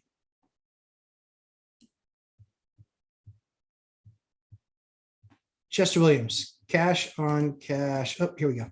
Chester Williams, cash on cash, return on capital. Yep. Understanding how that metric works, no spreadsheet manipulation is vital as an investor. Exactly. Chester, I think you got a financial background, if I'm not mistaken. 100% dead on. That's how it goes. It's no fluff. That's why banks like me. That's why they do deals with me. That's why we do work together. It's huge. You got to do it. Oh, I know why I lost a bunch of viewers. It's football and hockey. That's literally it hit 1 o'clock and went, yeah, that's funny. Yeah, I'd rather be watching football too, but I'd like to talk about real estate and help people. Actually hockey, if you couldn't tell. 1 o'clock game, Red Wings. Scooby-Doo, thank you very much, my friend. You're very welcome. I do have an FHA. Yep. If I'm not at 20% equity within a couple of years, would you pay down more to get there and refinance to conventional? So you can, on a refi, I don't think you need, it depends on the mortgage company that you're using. I don't think that you need 20%. If you're doing a refi, you would still need to be paying PMI, but I don't think that you need that to refi conventional. That does differ from organization to organization that you're going to use. So what you need to do, Scooby-Doo, is you need to shop that deal. You need to shop that deal. All banks are not equal. All vendors are not equal. All brokerage houses are not equal. They are not all equal. So you need to shop it. Yep, you need to shop it and do it in a condensed time as well. Yep. Do it in condensed time as well.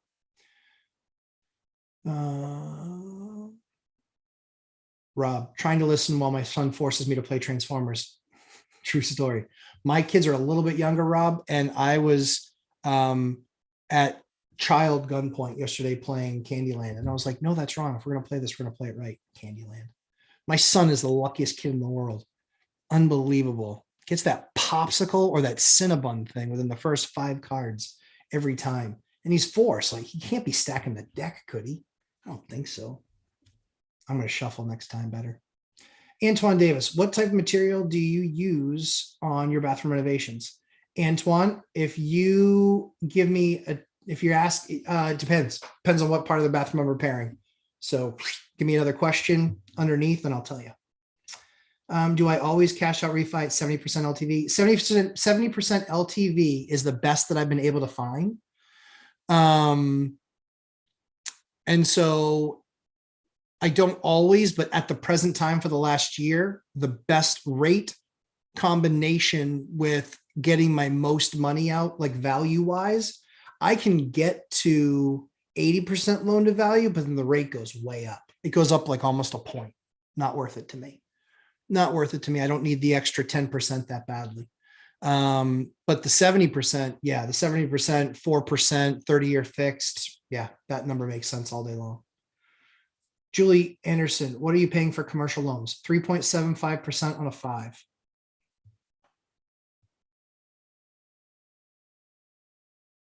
That's what I'm paying. Dion talk finished. Do you monitor properties? Dion, hey buddy. Do you monitor properties when they are empty and being rehabbed? Yes. Monitor, not 24/7 because they don't typically have cable service. Sometimes there's no internet. I know that there are internet cameras. We just haven't had an issue where we are. We just key code lock everything. And one of the ideas that I heard Mike do was he was paying for a service to actually a security group to actually go drive by. I was thinking about that this morning on specifically on one of my properties, but not anything else. Not anything else. No. No. Alex Artis, you still live awesome. Yeah. Thanks, Alex. I appreciate it. Alex, I don't think I've seen your name before. Welcome to the show. Appreciate it. Good to have you here. Matthew Paris, where's the cheesy elevator music? Yeah, I don't have anything on tap, bro. I got nothing on tap for cheesy elevator music. Julie Anderson, dude needs stuff on the walls, but I do like the paint color. Yeah, I do. Totally. I actually have art on the walls, both right here. You just get guys can't see them. And I don't want to turn the camera because I might not get it ever back in that position. This is my temporary office or my temporary studio. I'm finishing a studio downstairs. That way, I need a new setup for Ashley and for what we're doing and all that other stuff. So yeah, so I'm setting that up downstairs. And that'll be different. I've got I've got awesome stuff that will go on in the background. Yes. Chester Williams, was the work the contractor did something you'd have to inspect or validate, verify the quality of that completion, or did you already inspect it? If you're talking about the one that I'm cutting a check for today, it's just flooring. So Ashley knows what she's looking for. Ashley can just go and pop in and take a peek, look at the edges, look at things like that. If he's that close to done, but something's not perfect, I have enough work to get him back to make the thing not perfect. This general piece is pretty straightforward. He does good work. This is probably the 9th job he's done for me, or 9th job he did for me. I know it's 2022, but basically, job in 21. So yeah. So I know the quality of his work. That's why he still gets the next job. So yeah. Dave Malik. Hey, Dave, are you aware of any good small multifamily loans, non-owner occupied, that require less than 25% down? Yep. We are trying to find a way to buy a duplex with 20% right down now. Thanks all for your help. Yeah. Try Velocity Mortgage, Steve Dow from Velocity Mortgage. He is excellent. You can also try Lima One Capital. They're both non-QM. They will do a deal at 20% down. and they will give you a decent rate. The only other thing that I would look at is if you're still in your first 10 loans, I would talk to a couple of mortgage brokers. Mortgage brokers rep like 10 or 12 different banks. And they would say, okay, these 10 are definitely out of the question, but these two might be not bad. And so they can absolutely plug you into the right people. So I would look at mortgage brokers. I would look at non-QM, Velocity Mortgage and Steve Dow or Lima Capital, or Lima One Capital, I think it's called. Yeah. Yep. And small local banks, because their charter is to invest in the local neighborhood. On the commercial side, you'll likely end up having to kick in, 25. But if you're still in your first 10 on the resi side, even if it's investor, you're still probably 20 if you're a duplex. So yeah, you're good. Small multifamily. Yeah. Usually it only goes to 25 if you're a 3 or a 4 unit. And it's just because the numbers start to change on those deals. Josh Engen, what's your favorite bed bath combo for rentals? If you have one, bed bath combo for rentals. As many beds as possible, as many baths as possible, because that directly correlates to money. So a 4-1 or a 5-2 or a 5-1, they make those here in New England a lot because they're 130 years old. So it was big families. Like sometimes it was usually multiple generations, sometimes 3 generations, parents married, and then parents together, or what would be the grandparents, then the parents, then grandkids. A lot of times you'd find that in the 30s and 40s. A lot of our housing was around then. And so it was high density.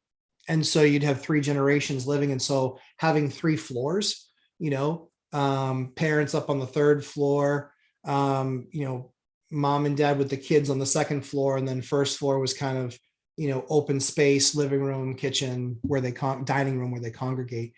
So I don't have anything in particular that I'm like, oh, 4-2s, I got to have those. What I love the most, my favorite asset that I love the most is side-by-side buildings, whether dupes, tries, or quads. If it's a side-by-side, those are by far my favorite, because that is what in the last market growth shift in other markets around me, where those units then got condoed and those went for crazy numbers. The town south of me had those types of buildings and used to buy that building for $550, and now it's $750 for a side. And that's in the last 20 years. So those are the kind of buildings I like, because that's going to happen in my market. Is it 10 years out? Is it 20 years out? Well, that was 20 years ago. I can tell you it's not 20 more out now. It's probably 10, it might be that kind of number. It might be 10 to 20, but I was buying them at 180, 200, 225. But now the cash flow on them is nuts. So that's what I like now. Chester Williams, Kevlar flooring, a new market. Yeah, right. Exactly. Man, that stuff would be expensive though. James Wells, currently house hacking a duplex. Yeah, love it. Awesome. Own 2 other rentals. Very cool. My fiance wants her forever home, but I want to buy a triplex or a 4-plex. We have a down payment for either. Any advice how to persuade her way? Come watch our show on Thursday nights, Mr. and Mrs. Lumberjack. Get her to come and attend it with you. Ask her questions of a husband and wife team. That's where my wife actually comes on, and Mrs. Lumberjack, and we actually answer couples questions. So come hang out with us on Thursday night, ask those questions, and we'll be happy to answer them for you. And then you guys can brawl it out on what the best answer is. But yeah, bring your wife and let's chat about it. And ask the questions. And that's 8 p.m. on Thursday nights, 8 p.m. on Thursday nights, 8 p.m. on Thursday nights. We'll have a show this coming week. We won't have one the following week because the Eliana will be on a treatment stint, and Ashley does those treatments with her because I watch the 2 older ones. Crimson Knight. Well, I don't accept anyone to shoot. I don't expect anyone to shoot my floors, but for the landlords in the rough areas of Manchester, you never know. I almost said that, but I didn't want to be offensive. Thanks, Crimson Knight, for doing that for me. I appreciate that. It's so true. Chester Williams, at James Welsh, have her on Matt's Thursday live stream when Ashley comes in for AMA Couples Edition. Yep. Perfect. Thank you, Chester. I appreciate that. It's very true too.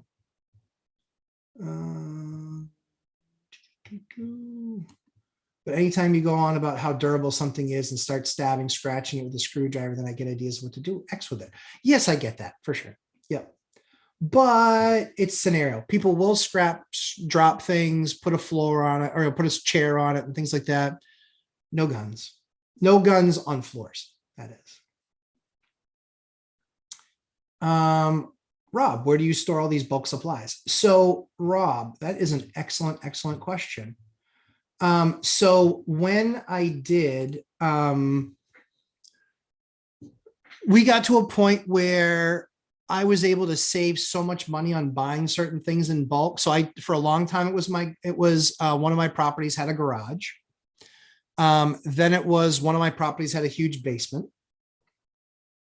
Then it was, I bought a property that had a massive, massive basement. It's about 2,500 square feet is the basement.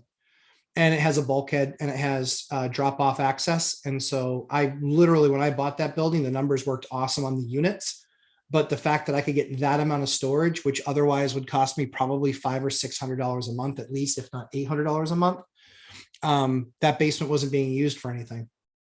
It was just blank, empty space. And so I built racks down there, put lumber down, like you name it, everything went down there. Yeah. Yep. Everything went down there. So that's where everything gets stored now. And that's why I can buy in bulk now, because I couldn't rent out that space to anybody else. It's not usable for anybody else. Let's see. When people drop in, yeah, network disconnect. Yep, I agree. That's what I was thinking, because it was like, it was literally you see like 10 or 20 drop all of a sudden. So yeah, I agree with you, Rob. Was more wondering if it was something on Google's side that they do. You never know. But I agree with you, generally speaking. Yeah. Alex Artist, do you recommend, Alex, again, thanks for being your first time. I'm glad you're asking questions. Do you recommend learning Excel? I do. You don't need to get crazy with it, but just simple things like auto sums, percentages, some general formulas. If you did any of the free stuff online or did like YouTube on any of that stuff, you'll find all the videos you need to get generally proficient in it. So you don't need to get crazy, but you should have some skills in Excel. We actually, I think we're announcing this Thursday, actually. Yeah, we're announcing this Thursday. I'm not going to steal Ashley's thunder because she did most of the work when it came to evaluating rental property softwares, but we just chose a new vendor this weekend. We were doing the whole give us your best price before close of business on the 31st of December. Yeah, we did that. It was fun. She goes, this is really stressing me out. I go, this is what every month is like for me. So yeah, kind of funny. Crimson Knight, but it did withstand a katana. So a katana is a Japanese sword, kind of like a samurai sword. Well, I hit it hard and was only giving some small, almost unnoticeable nicks. Had to hit the same spot 10 times hard to get a piece of chip off. Yeah, it's good product. I think it's good product. So Crimson Knight's talking about the flooring that we use. This is the stuff right here made by American Flooring Corporation. This is the stuff we use. It is awesome. And we have a contact, an executive there that actually takes care of lumberjack landlord folks. And this is the 7-inch, this is the 9-inch, this is the residential, this is the commercial. But if you use the commercial in a residential application, give you a 30-year warranty. So 725-212-8610,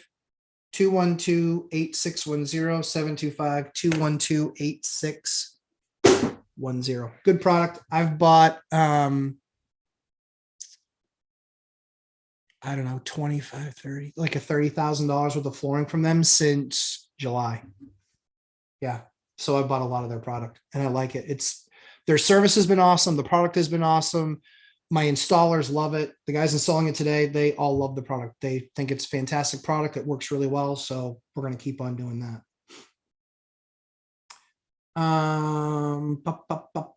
Chester Williams, first rule of negotiation, never give up the number first. It's like showing your hand in a game of poker. It is. Chester Williams, I don't have a concern. I don't have to concern myself with football. The Ravens are playing against the Red Hot LA Rams with a backup. Yeah, exactly. They're going to be 8-8 by 4:30. That's awesome. Jeremy Kirkwood, hey y'all, turning an Airbnb while I listen today. Awesome. Those Airbnb turns.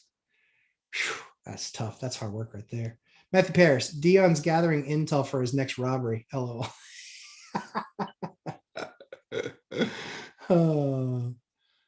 Let's see, Matthew Paris, where are these cameras located? Yeah, so it's funny, yeah, because I do have a couple guys that use those like remote cameras that they put up on their job sites.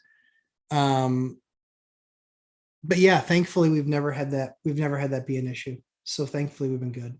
John Doe. Hey, John Doe. So what's really fun, I wish it were the first. What's really fun is on the first, I leave the cash dinging sound on Venmo. And literally we were out to dinner with friends and I had the volume on. It was like ching, ching. Then it was like ching, ching. He's like, dude, what is that? I was like, that's rent, bro. That's rent. That's what's paying for your dinner. He started laughing. It was good. It was fun. John Doe. Hey, thanks first for everything you do. Yeah, you're really welcome. You and your wife to give back. Happy to do it. How do you deal with changing air filters and do you do regular inspections? So changing air filters, just like we would do maintenance. So maintenance for the rest of the system. So air filters are obviously only on HVAC systems. And so we only have out of our 100 heating systems or 80 or 90 heating systems, we only have about 10 or 12 maybe HVAC systems. And so when we go to have them cleaned annually, we just have them change the filter. What we'll do is we'll buy a box of filters and just leave a box of filters there. And as you guys know, there's usually, there's the 2-packs, but we usually buy the 4-packs. And we'll also go with the bigger, thicker ones if we can, unless it was an old system that we didn't attach the plenum with. I think I used that word right. And so, yeah, we'll have them change it out when they go to do a cleaning. And so, yeah, annual gas, if gas is hot water, so if the fuel source is gas, but the heat source is hot water, that's every other year. If it is oil, that's every year. If it is HVAC, that is every year. That's how we do it. Yep.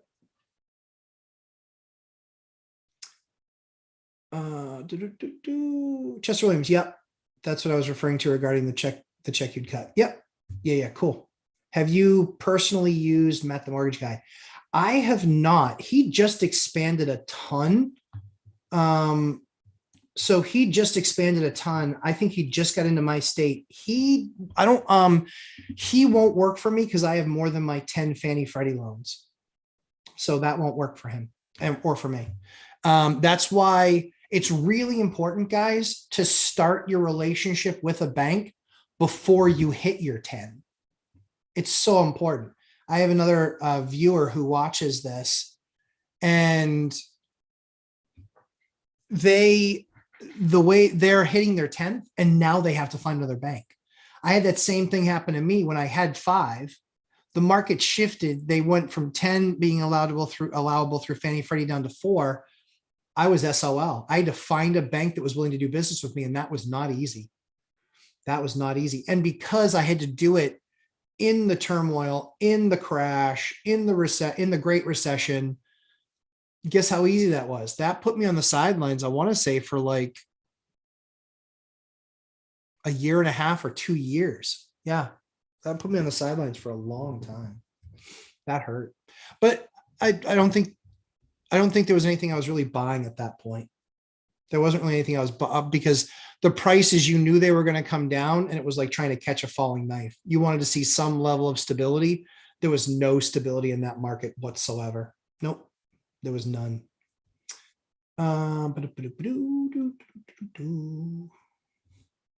Chester.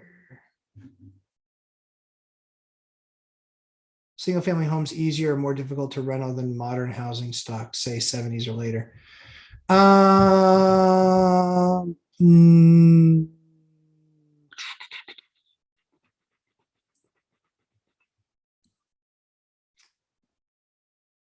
No, they're more difficult. Turn of the century are much more difficult. Yep, much more. 70s stuff is all going to be largely it's going to be sheetrock. It's going to be a lot of times stained trim, not painted. It's going to be stained like an avocado color, or even like a brown. It's going to be stained trim.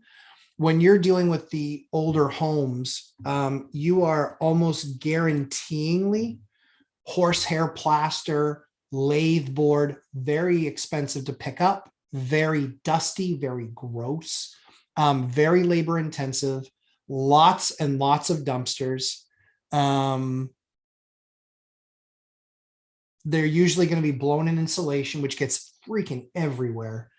Unlike with 70s or 80s stuff, usually you're dealing with like faced fiberglass. So that's a whole lot easier.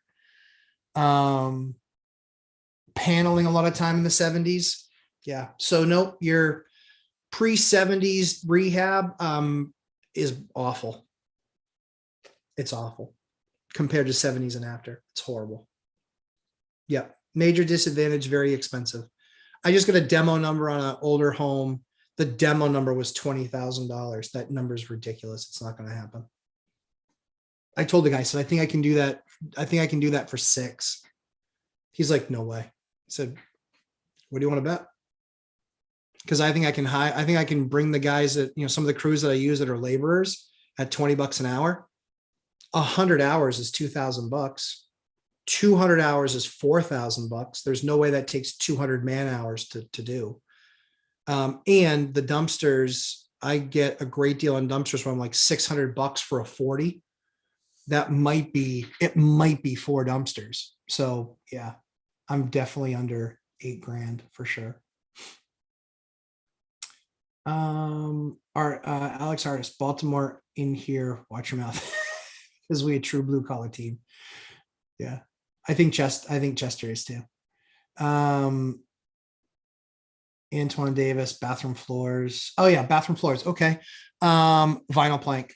I like the vinyl plank. I don't like tile. Tile now it's slippery, slip and falls. You can get get a vinyl plank floor that has some grit to it. That's what I would do. That's what I would do in a bathroom now for sure. I would put a membrane underneath it, like just a decent pad, something that's antimicrobial, because the bathrooms are usually small. They're less than 100 square feet of flooring. And so you can buy a roll of that for about $1 a foot but buy something antimicrobial, sound reducing. And that's what I would put in the bathroom. That way, if they drop a brush, it doesn't wake up somebody else in the house. So yeah. Yep. That's what I would do. Just 1 second here. Cool. Chris Miller, where are you getting 30-year fixed rate loans at below 4% right now? Chris, you really want that answer? I'll tell you.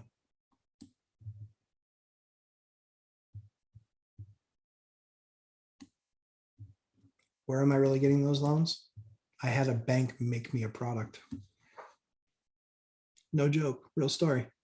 True, I had a bank make me a product. I'm probably going to do a deal on that too. Probably do something like that. I'm probably going to do a video on that. But yeah, legit, I had them make me a product.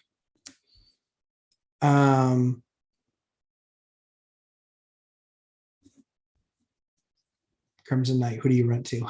Yeah. Alex Artis. Okay, I thought so. I just need to buckle down then. Yep. Yeah. But I think you're doing a great job.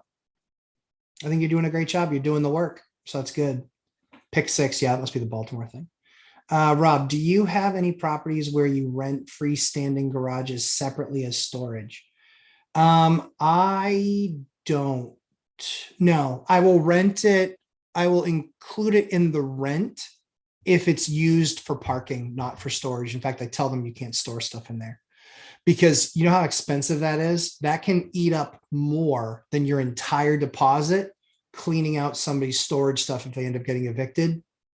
Yep, that was a nightmare. I actually had a tenant fill one of the basements of my home with all their crap. And I was beyond livid because they created a fire hazard. So that had to go through the court and the whole 9 yards where or it was going to go through the court. And I was like, you have 2 weeks to get it emptied because you can't put your stuff in there like that. Jeremy Kirkwood, hi, Matt and all. Wondering what your rate for cleaning on a deep level is in your areas. Looking at Airbnb turns around every 60 days. They require things like watering plants. I don't do any short-term rentals. 2,000 square feet. I can tell you, we just did a unit that was disgusting that somebody got evicted out of, and it was about 700 square feet, and it was $700 to clean it. There was no formula there. It was just time and materials that the people use. Because I can't go with a flat rate because I don't want to screw over my contractor where they're like, Matt, this place is disgusting. Like, what do you want us to do? At our flat rate, we will lose money.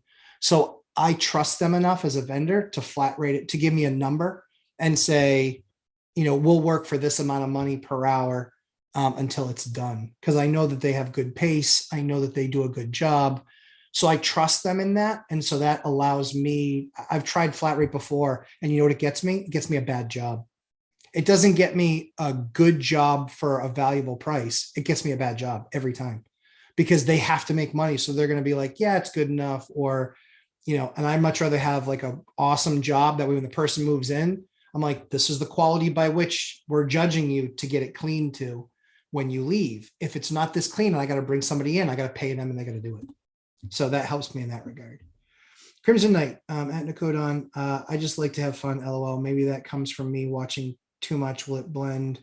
Or what happens when you microwave this turned into what happens? Yeah, shoot, like slice like this. Yeah. Chester Williams, great. The Ravens are making me eat my words. Pick 6. That's awesome. That's awesome. All right. Matthew Paris. So I'm building a Trex deck on one of my properties this weekend. Okay. Guess how much it's costing me for 140 square feet of flat decking.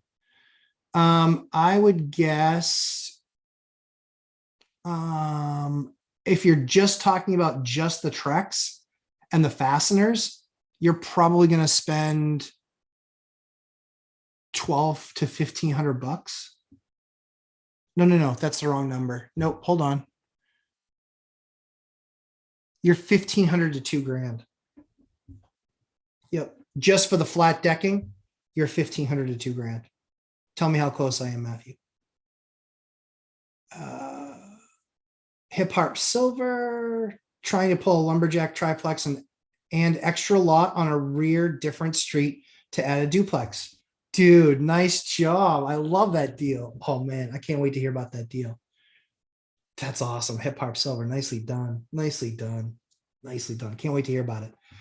Matthew Paris, $30. It's all leftover materials from other jobs. Sometimes it pays to be in the construction. Yeah, jerk. So to that end, guys, so this is a lesson for those of us who, or for those of you who aren't in construction. One of the things that's really important is the cost of material. So Matthew has leftover stuff. That's awesome. All that stuff is good. However, a lot of times there's guys like Matthew that will then say, hey, we already billed out for this stuff. And it's in the contract that we keep leftover supplies, make sure you want to have enough, et cetera, et cetera. And then guys will finish the job and then they'll take that product and then they'll put it on eBay and they'll sell it, or they'll put it on Craigslist and sell it.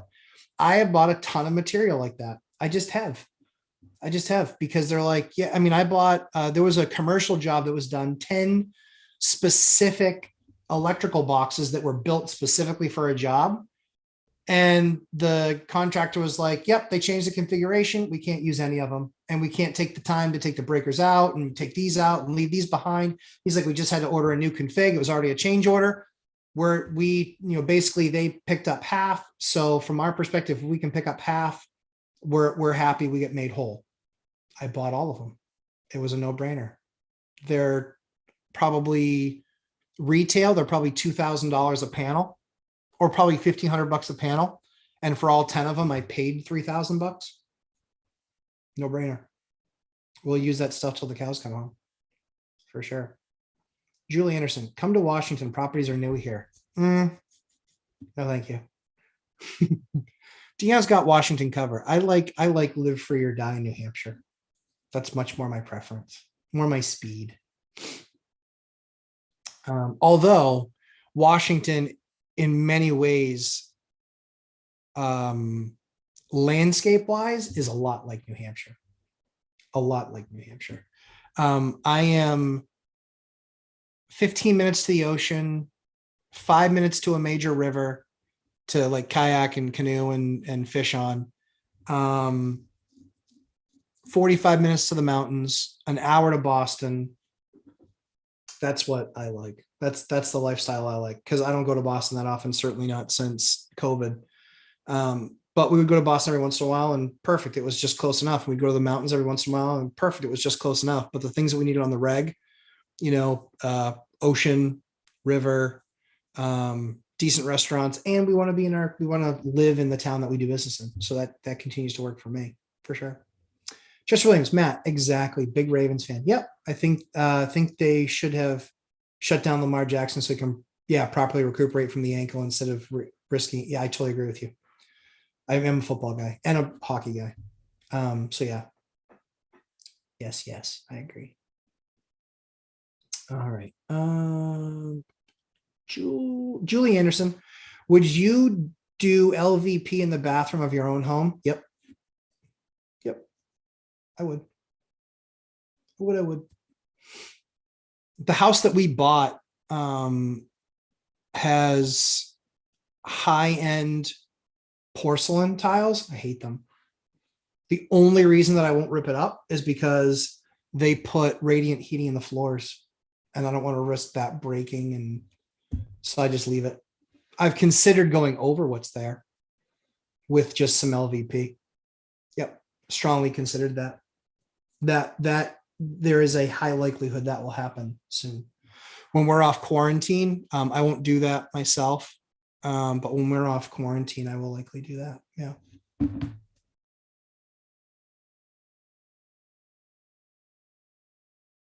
Sorry, just checking on that contractor.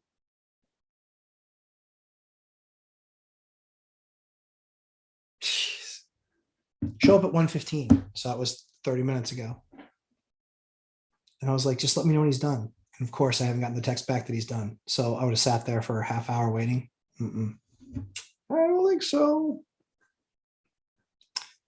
Crimson Knight, do you know someone who knows about land leases? I am trying to get my parents to avoid selling some oceanfront land in Maine on random. Very complicated situation, too long to explain in chat. I don't know anything about land leases at all on any level. I am so the wrong guy for that. I have no experience doing it. Trying to think if I know anybody that does.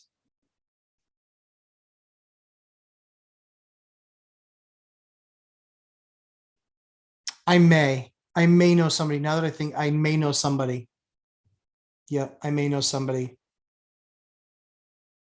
Yeah, I may know somebody. So Crimson, just shoot me an email with a reminder and I'll forward that on to a guy.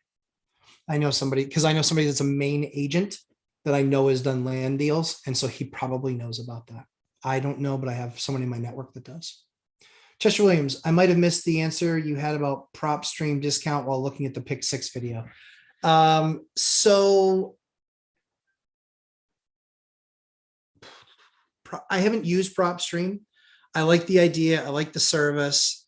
I hate that it's available because, quite frankly, I used to grind out and do all the crappy work that now they've automated a lot of stuff too. I don't own it and I don't pay for it because I don't need enough. I don't need more deals right now. I just don't. When we get to that point, when the market starts to shift, I might, but not right now. To give you an idea, we got offered a huge discount to buy the entire year for the property product, and we didn't do it just because one of them was like $280 a month And then they would give a 10% discount if you paid for the year up front. And then it was a $400 onboarding fee. But then if you canceled 3 months in, you still had to pay half the price of a month for the rest of the contract for a year. No. Mm-mm. Nerp. Nerp, nerp, nerp.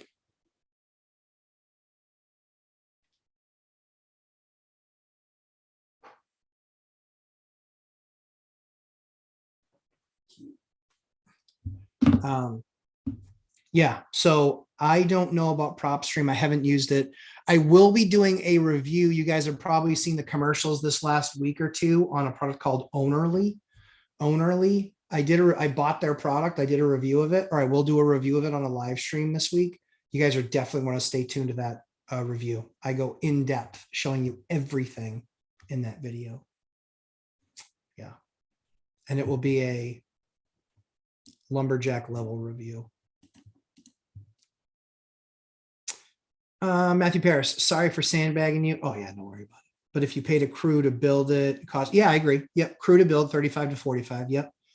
Just the Trex fasteners would be, yep, 12 to 1700, depending on which line you're using. Yeah, totally agree. Yep. Yep, totally agree. Yeah, because you can use, what do they call their stuff? They have like the baseline stuff, and then they have something called like expressions. I can't remember because they keep on changing the names and adding lines.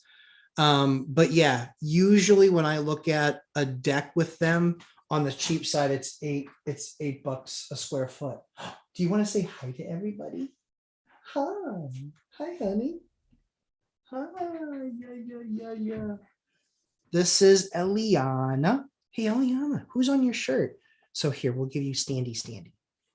So this is who's on Eliana's shirt. She's got a onesie with daddy, the lumberjack landlord. So yeah, this is Eliana. Hi, did you just wake up from your nap? No? You just having fun with mama and your brother and sister? Always right for the phone, ready to do business, huh? Yeah. Yes. Hi, baby. Such a cute kid you are. All right. Ready for daddy to go back to live stream? Yes. And Mrs. Lumberjack will be doing review. She'll take you through the process of what we selected as a brand this Thursday.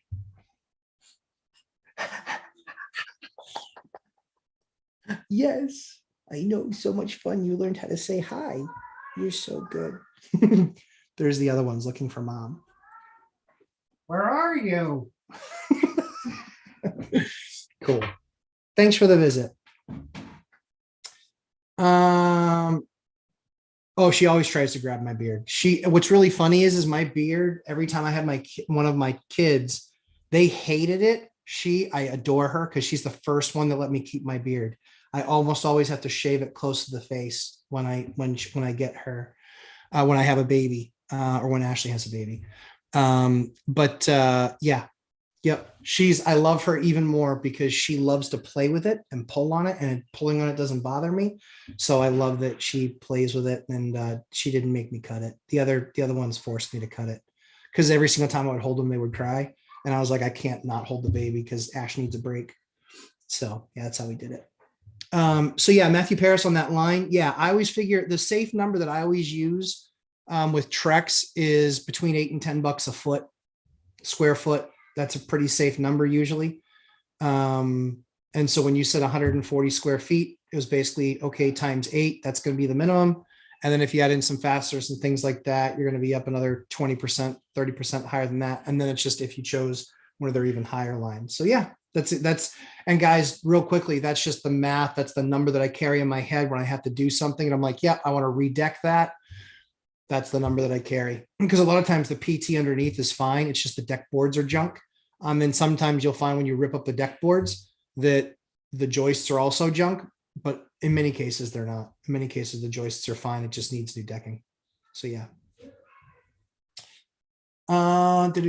Chester Williams, what is Ownerly? Is that similar to Hemlane? No, it is not. Hemlane is a property management software that landlords like us would use.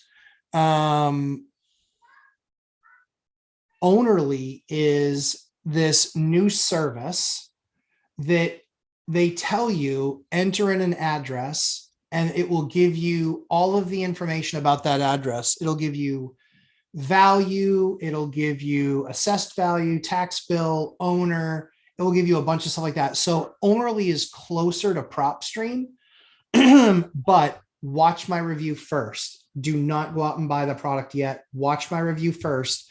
There are some things it does very well. There are a number of things that it sucks at, and the data is garbage. The reason why I know this is anytime one of these new services comes out, and it's going to be a standard in the industry, whatever. Anytime that gets said, literally what I do is I will buy a subscription, short term, whether it's like a week or a 30-day or whatever, and I will enter in my properties and I will see how good it is. That's what I do on pretty much everything. And that's why I can give you a review, because I did a bunch of it. Matthew Paris, never use Trek Enhanced. Yep, it's junk. I agree. I steer customers to Select and Transcend. Transcend, that's the other one. Yep. Enhanced scratches and chips too easily. I agree. Plus, it's extremely spongy because they cut 30% of the material out of the bottom. Yep.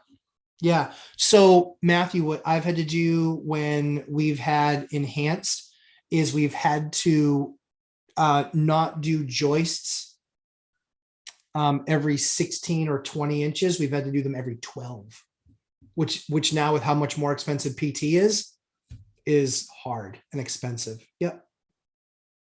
Yep. Totally agree with you. John, Texas, would you buy a pier and beam house, or are they too much trouble? I don't know. I don't think, trying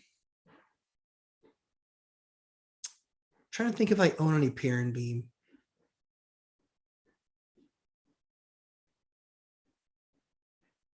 I don't think so. So I couldn't tell you. I couldn't tell you. I don't know that. I don't have the, John, I don't have the expertise to tell you and steer you in the right direction. And so I wouldn't want to mislead you. So I don't know. I've done a bunch of houses with crawl spaces. So I've done plenty of those. And it can be crawl space 18 inches, or it can be crawl space 3 feet, 4 feet. Worst job I ever had to do was in the winter time. We had a massive thaw and then a refreeze. The massive thaw that we had for about 48 hours filled up a crawl space basement that I had that was from floor to bottom of joist, was 40 inches in most areas, but a number of other areas where there were carry beams, it was like 32. I spent 8 hours in that basement because we had the sump pump that was in that basement died. And so I had to get in there. And because that was hard piped to the outside, I had to get in there, literally go under the water to disconnect the sump pump, reconnect it, and then get it flowing. But when we did the math, there were something like 90 something thousand gallons of water in that basement. And with all the pumps that we had going, we were pulling about, I think we had 4 pumps going. We were pulling about 15,000 gallons an hour. But it was still flowing in so heavily that it literally took us about 2 days to get it to where the ground was just moist in that space. Man, that job sucked so bad. That was so bad. I actually got pneumonia from that project.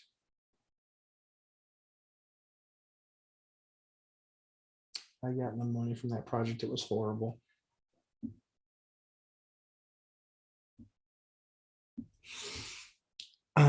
Yeah. So John, I couldn't tell you. I've done some waterfront stuff before.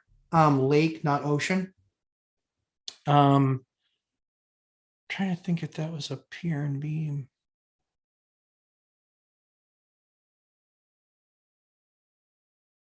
I don't think so. I don't think so. Yeah, so I couldn't tell you, John. Sorry. Okay, let's see. So we did a deep dive on the Lamborghini house. Super excited to have you guys here for that. There will be another separate video on that I will do for folks. And those are the numbers. So now we are Lamborghini shopping. Super excited about that. Because yeah, the numbers are crazy there. First thing we're doing actually is getting that first unit ready. So that unit will be ready by the end of the month, and then we'll rent that. We'll rent that one out. So that's it on the Lamborghini house. We close this Friday. So I already got my first deal for 2022. We close this Friday.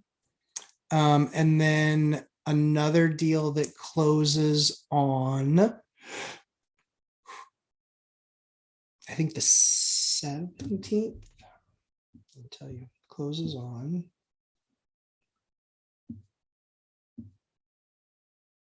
the 19th. The 19th? The 19th. Yeah, so we'll have two deals in January. Didn't put anything under agreement in December. Or no, did one of those go under in December? Yeah, I think one of those went under in December. Oh, Chester, you missed the numbers in the Lambo house.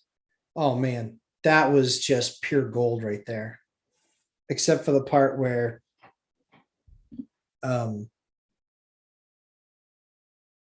was pure gold, except for the part where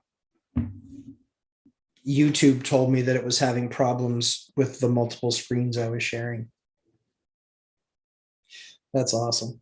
Yeah, I'll have to look at, and then Edwin mentioned StreamYard. I'm going to take a look at StreamYard and see if that's any good. But yeah, for those of you who weren't here for the whole video, there is a Lamborghini section. I'll be doing a separate video on that. And as you guys know, the concept of the Lamborghini challenge was to buy a house instead of buying a car, buying the car, was to buy a house that would give me the higher return that I would need in order to buy the Lamborghini and have a payment.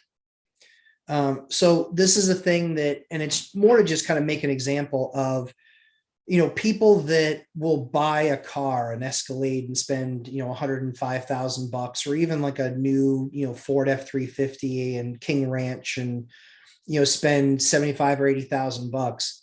You're far better off buying a property and taking the profit from that property and having that make the payment on the truck than you are buying the truck and not buying the property. If you're buying it, you know, obviously for cash, and a lot of people do that. I had to dog sit, so I missed the first half. All good. It's forgiven, Chester. It's quality time. Quality time. I think you'll enjoy it. Love your feedback on it because I know you're a finance guy.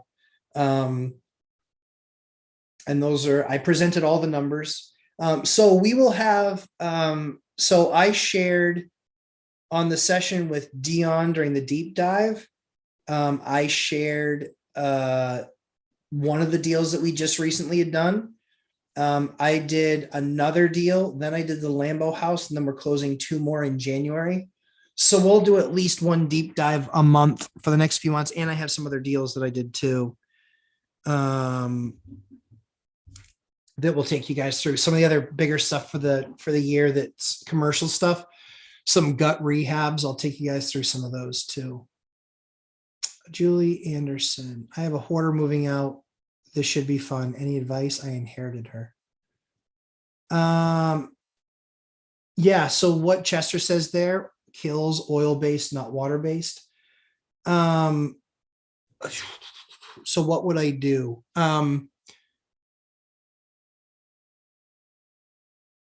Completely non-conventional, but I think worth it. With labor being as difficult as it is to find right now, I think your best bet is to provide a dumpster, and at least then you can get some free labor. That's just my thought. That's my thought. Because if she's a real hoarder, you're going to be keeping the security deposit anyway, guaranteed to clean and make ready. So if you want to make your life just a whole lot easier and not have to find people to go in there and get rid of her junk, or she'll probably leave some stuff behind, I would just preempt that and I would just put a dumpster out there. That's what I would do. I've done that. I've done it. Yep. Had to do it. Had to do it. I didn't want to pay. I had one that I just had to do. It was a hoarder. They had left food in the house, created a pest problem.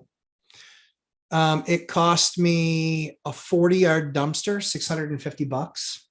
It cost me 2 months of no rent. It cost me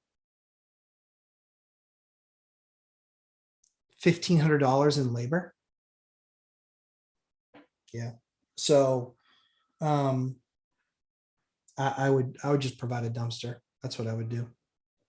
It's a full reno. Yeah, I would provide a dumpster. Then yeah, I would.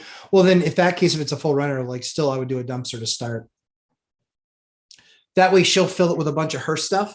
And that's fine because you want that free labor and you want to get her out and make sure it's easy and that she's not delayed, et cetera, et cetera. So that's what I would do. That's what I would do. Yep. Yes, indeed. We got about 20 minutes left. If you guys have any other questions, I am happy to answer them. And if there's any newbies watching, super excited you're here. Please feel free to ask questions. We don't shame anybody. We're happy to answer questions.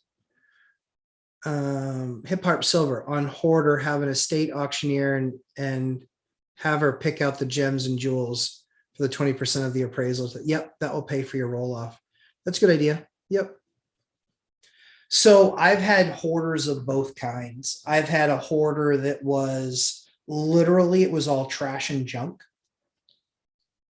And then I had another hoarder, but you know what was really funny was when it was all said and done, it was maybe like $400 worth of stuff. It was so disappointing. So disappointing.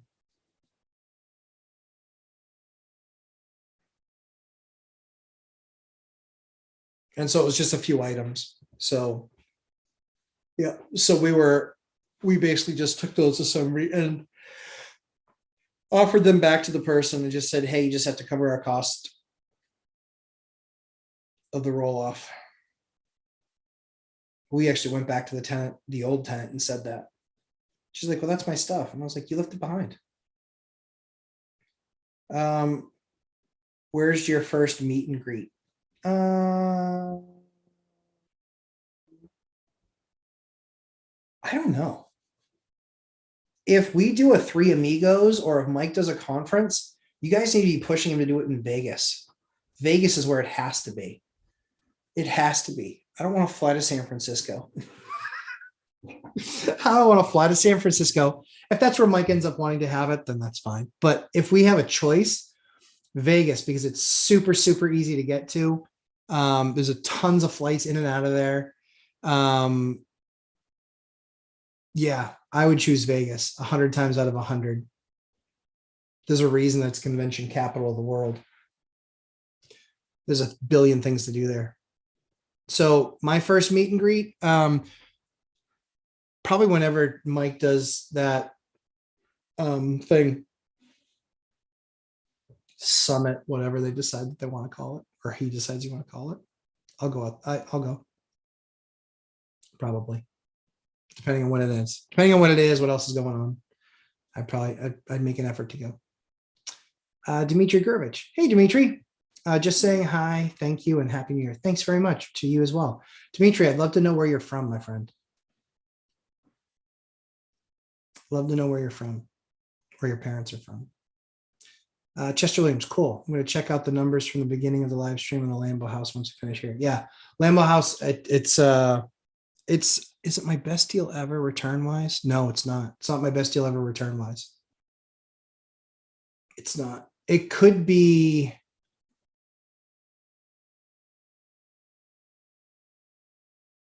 Yeah, it's not my best deal ever return wise.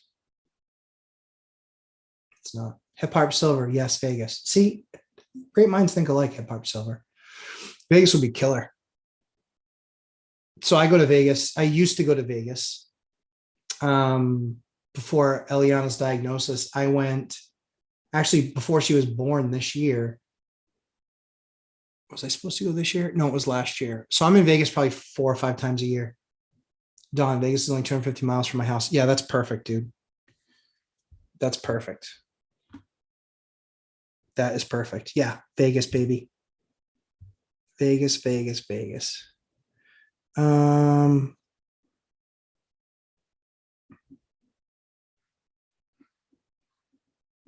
Yeah, Vegas.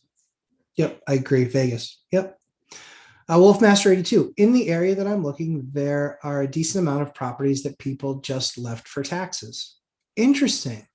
I looked at a bunch of them and could pick some up for under 3,000. What? Wolfmaster 82, are you in Detroit?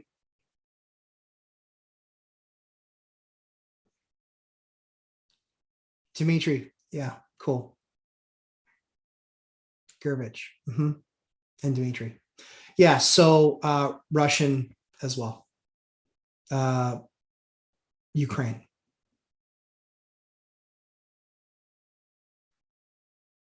Yeah, Hip Hop Silver. Yeah, cheap flights from everywhere to Vegas because they want to get you there. Like, and hotels are cheap too, especially if you can buy like a block of hotel rooms. Like, it's super, super cheap. Super cheap. Hey, Niles Patel. Hi, Matt. Happy New Year. Happy New Year to you too. Super awesome you came. Thanks, Niles, for coming. Don't have much savings put into them, could live in for a while and fix. Yep. Do you think it would be worth getting into real estate?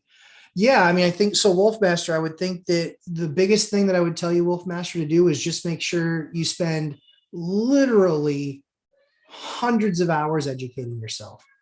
So while you're saving up money is really important, but make sure you're doing the work. If you're looking at those are sound like single family homes, not Detroit, Pennsylvania. Okay. Yeah. So what I would do, Wolfmaster, if I were you, is I would buy one rental at a time. He covers single family a lot in there. So yeah, I would definitely look at I would look at buying Mike's book, one rental at a time. If you've already done that, I would do the Get Money Right course. That's why I'm not doing that stuff in my course. It's not needed. He did a good job with his book. I'll do a book myself. I'm working on it now. But it's just our journey. So he had his journey, I had mine. But single family homes were never very viable in my market. Give me just 1 second. They were never very viable in my market, so it never really did anything. Can you come? Check.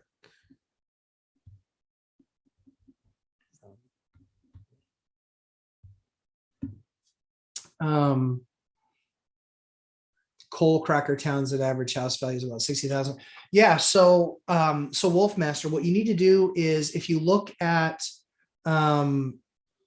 if you do, I would do Mike's book. I would really understand and learn your market. And that way, you know what your rents could be.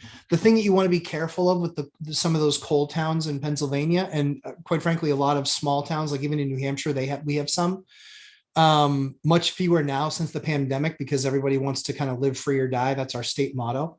And we shut down almost nothing during shutdowns. Like, it was fine for us. We did pretty well. And that's why a ton of Massachusetts, Connecticut, New York moved to our state. Same with Maine. But if you're looking at those coal towns, what you really have to make sure is that there is another industry there or something else close enough by where you can actually get decent renters, because you can die on the vine of buying cheap.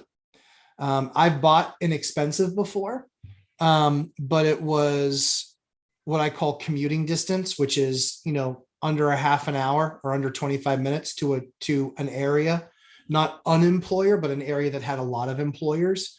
And so it was just less expensive. It was just a matter of over time, it would get expensive. That's what actually led me to the town that I do in. And yeah, so Hip Hop Silver, yeah, due diligence 100%. Yeah, read Mike's book. And then when you're getting your money right and reading his book and understanding the concept, his course still worth its weight in gold. The most important thing that you can do before investing in real estate is investing in yourself and your knowledge, making sure your knowledge is on point. You need to make sure that you really understand the market that you're going into. You need to make sure that you're really understanding kind of the tricks of the trade to a certain degree. Now, granted, every deal you'll learn a lot more, and every deal that you do, you'll learn less than you did the previous deal. That said, you don't want to you can make a major mistake picking a cheap market. But largely speaking, yeah, if you can buy something for $3,000, like kind of no brainer, right? However, check out the numbers. Can you just run that to them over now? Hey, I need you to check apartment 3 and the house in the basement. Okay, apartment 3. And the house next door. Okay. In the basement. Because they did that apartment up there and the whole floor. If it's not all done, text me. All right. Love you. Thanks. My real estate professional. She's the best. Crimson Knight, how much do you deduct for taxes for mileage? I think it's standard. I think it's 56.5 cents. I figured that anytime I drive to Nashua after I move, I should stop by my property to deduct mileage. You can't just stop by. You actually have to go and fix something. So it's not a matter of just like a drop-in. You actually have to fix something there, be bringing material, like you have to be doing something, not just stopping by. Talk to your accountant. I'm not an accountant.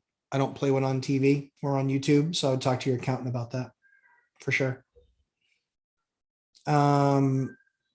Hip Hop Silver One, the more you look, the more you find. I don't know what that means. Due diligence. Yeah, for sure. Yeah, for sure. The more you look, the more you find. Yeah, for sure. Yep. Like COVID testing. You get a lot more results of people testing positive for COVID when you up the amount of testing that you're doing. Dimitri Gurvich, Anna Kelly, REI mom is Russian too. Yep. Small world. Yeah. Yep, for sure. Yeah. So I'm second generation. Yep. I'm second generation. In fact, my son is named after his great-grandfather and his grandfather. His great-grandfather was Samuel and his great-grandfather was Alexander. So Samuel Alexander. So, yep, we're proud of our heritage and more proud of the things that they did to give us an opportunity here as a family. Yeah, long story, but those were real workers. Yeah, those were real workers. So Crimson Knight, and now a lot of people can't find housing in NH because everybody moved here, and I don't think supply will keep up. Supply hasn't kept up, which means prices will continue. Yeah, supply is nowhere near where it needs to be, nowhere even close. And that's why our prices are becoming very Massachusetts-like. But our cost basis used to be a fraction, right? And now that fraction is a much bigger fraction. Now it's not, half, or 40%. Now it's 80%. And in some cases, even more. So yeah, hopefully they don't rocket ship. I want to get number 3 without $100,000 down payment. Yeah, good luck with that. The last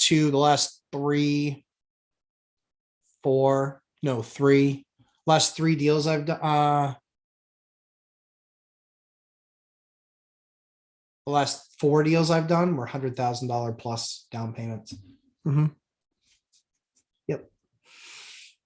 Brutal. I remember buying stuff for, louder. I can go louder, Julie. Sorry. Let me know if that's good.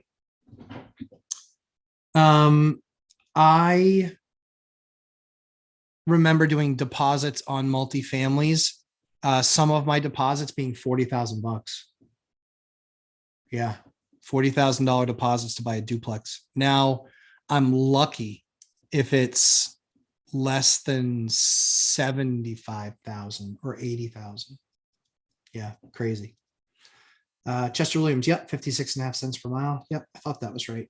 Chris, do you see a recession coming this year, 2022? The market in Jacksonville is crazy right now. Anything reasonably priced is under contract in less than 24 hours, over asking, bought by a hedge fund. I see not so hyper local. I see regionally there being areas with issues. Yep. I see regionally there being areas with issues. I do. Yep. Yep. Yep. Yeah, I see there being regional issues. Countrywide recession, probably not in 22. Maybe if they raise rates super fast. Mike's the economist on that stuff. That's just based on mine is just based on street smarts, not based on book smarts. But I don't think that there's a recession this year. I've actually called it and said that I think that because, technically, inflation being what it is and GDP being what it is, technically we're in a recession. But if you want like real recession where it actually doesn't grow at all, I think we'll probably have a month this coming year where that will happen. I'm on record as saying that. I think there will be the opportunity where you see a dip. Yeah, I think so.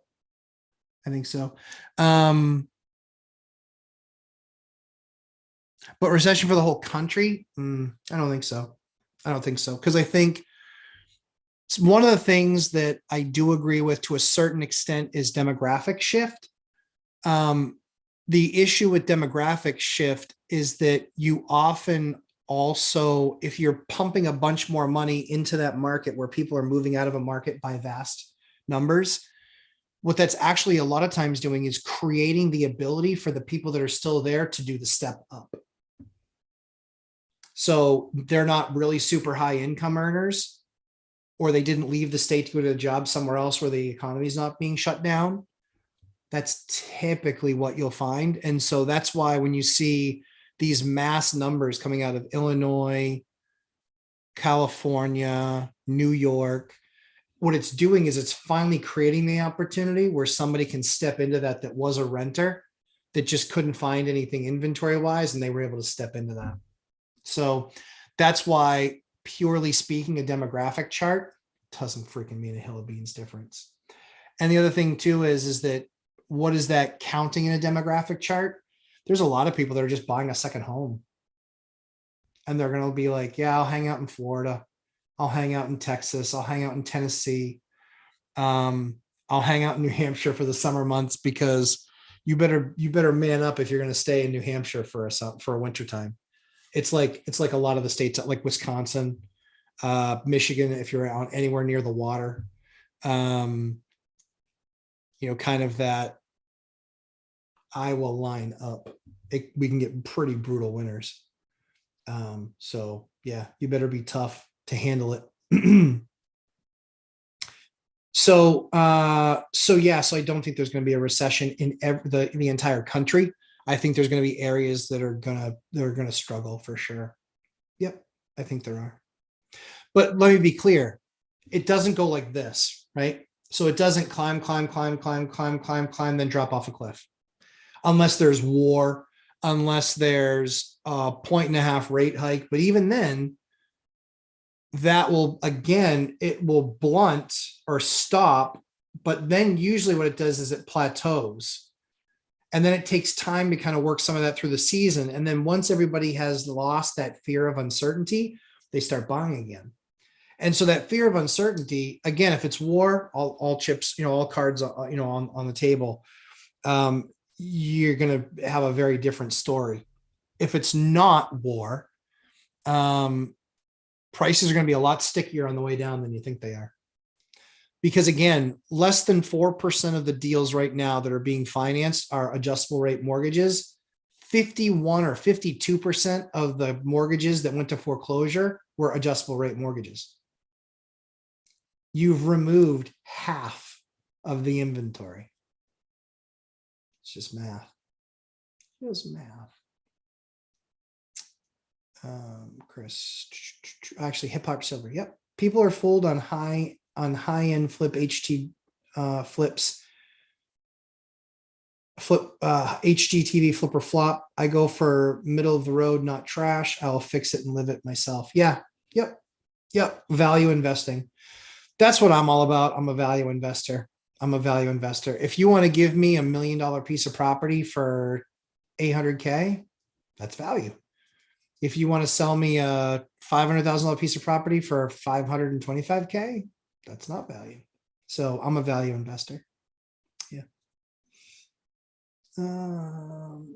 Crimson Knight 921, Manchester. I was able to pull off $53,000 in November. We shall see a year from now. Yeah. Yep. Yep. Yeah. I think it'll be interesting to see what the market does over the next year for sure. Chris, what do you do with your capital when waiting for the right opportunities, deals to come up with, knowing that inflation is, yep, 100%, Chris. Knowing that inflation is devaluing our currency. Yep. There's no place to put it because I need to be able to access it if it's a cash deal. I can't have it tied up in a 12-month treasury note or a 6-month treasury note. And the monthlies, it just doesn't make any sense because if I need my deal, if I need my money, I need it then. So you just let it eat away. That's it. Let it eat away. Jamie Dimon has about $1 trillion getting eaten away through inflation. Warren Buffett has like 147 billion, I think, getting eaten away by inflation. Because the idea is if inflation is 7% this year, the idea is that 7% that I'm going to lose is going to be, there's going to be far more value than that created in any deal that I do. And so it's that's where the magic comes into play, is that I will have my money sitting there waiting on the sidelines. That's why I refi and I don't HELOC. I refi 70% loan to value. That's what I do. 30-year fixed rate debt, 4%. I lock in there. And then if it eats away at my money a little bit, fine. It's fine.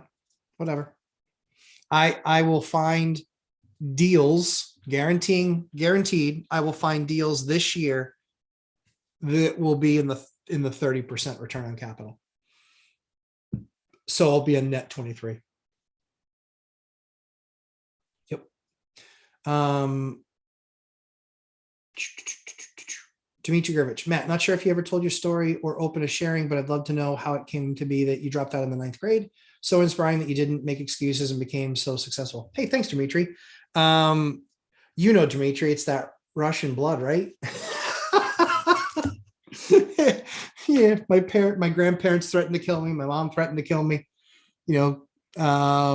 So yeah, there's I'll probably do a video more. I'll probably cover that. And you know what? I'll cover that next week's live stream. I'll just bring more detail. And I'll take you guys through it for those of you who want to know. But yeah, it was just the grind and watching my grandparents. My grandparents were the ones where if we went to visit them, they weren't the cuddly grandparents. They were, you better finish that milk in your cereal grandparents. And if not, you don't get cereal again at their house. That was tough. It was tough life for sure, but taught lessons. Yep.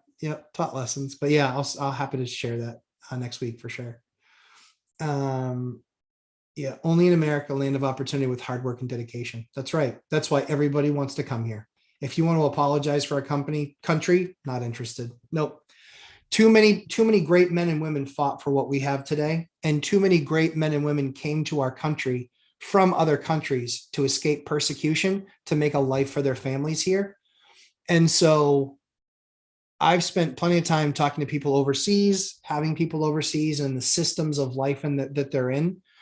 One of my guys on marketing company that I work with, the average wage in the UK with where he is when he gets out of school is $20,000, 20,000 pounds. 20,000 pounds for these people in their 30s. He's like, that's tough to live on that. Yeah, it is. That's why a lot of them will still come here. So it's very interesting, but I'm grateful for our country. And I'm grateful for like-minded people like what we have on the live stream today that are willing to just put in the work, and we work hard. And at the end of the day, all we want is a return on the investment of our time that we're making. And that's what I think makes our country so exciting. So, yep, I love our country.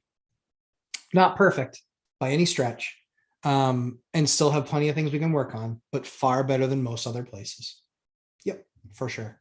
I agree with you. And if you ever want to know really understand that, talk to an immigrant, first or second generation. Talk to an immigrant. They'll tell you. But that's just me. Julie Anderson, I bought silver to hold it. Yep, like that. I own plenty of silver. Hip Harp Silver.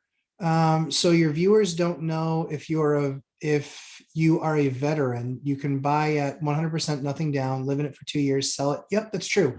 So what Hip Harp Silver is talking about there is a VA loan. You can buy a house with 100% down, live in it for 2 years, sell it and buy in another 2 years, use the VA loan over and over again with assumable loans. That's very true. I love veterans. I'll do anything I can to help them. They fight for my freedom. And so I love veterans. Yep. Love them. A bunch of veterans in my family, a bunch of my friends are veterans.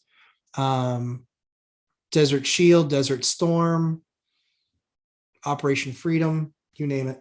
So yeah, I love veterans, lots of friends, help them out. Yep, he's right. Yep, Hip Heart Silver. Yep. Chester Williams, one of the things Dion mentions is how he wishes he had more leverage to buy higher cap properties. Yep, which makes sense for higher yield cash on cash returns via rent comps. Yep, totally agree with you. Yeah, so but your market is your market. So yeah, I mean the key is understanding your market, but yeah, if the return scales, then of course you want more expensive properties. 100%. 100%. Yeah, without a doubt. Yeah, I mean, for us, value of properties is what's changed in our market a lot. Yeah. Yeah. Oh, Chester, dude. Yeah. Yeah, for sure. Yeah, VA loans are like, that's one thing the government actually got right for our veterans. That's one thing they actually got right is the VA loan. Yeah. Yep. 0% down, 100% financing. The only thing I will caution you with is it is tough to win a deal with a VA loan because there are a lot of stipulations to that VA loan. So just make sure you know that going in, it will be a frustrating process. Yep. So yeah, so long as rent scales, yeah, give me a $10 million property instead of a $1 million property, right?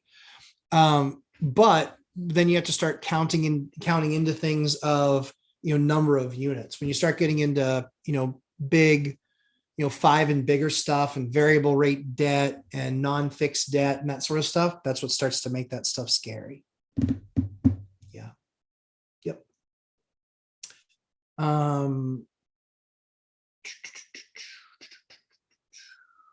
Crimson Knight at Chris, maybe cash value life insurance. Have to pay a premium, but based on your plan, you can withdraw at any time. Some are 5-year waits. Yep. Yep. They only have a few boards left. Yes. Hold on 1 second. Both places. Done.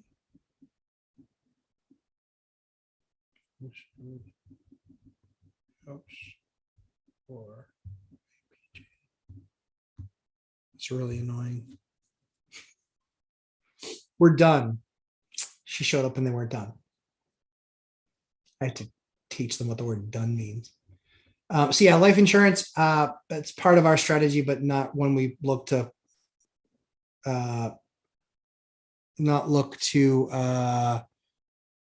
we're fine with cash eating away. I need it ready for a deal. I never know when that. I've seen deals come where they're just like, they want to do a cash deal, 10-day close. That's just enough so I can get title insurance. Fine. Okay. Okay. Yes.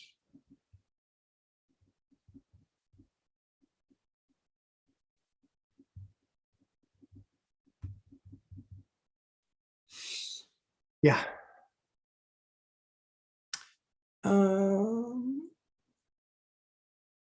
Doran Rollsauer. Hey, Doran, never seen your name before. Super excited you're here. What advice would you give to someone who doesn't own their own home yet, but is looking to get into investing in real estate?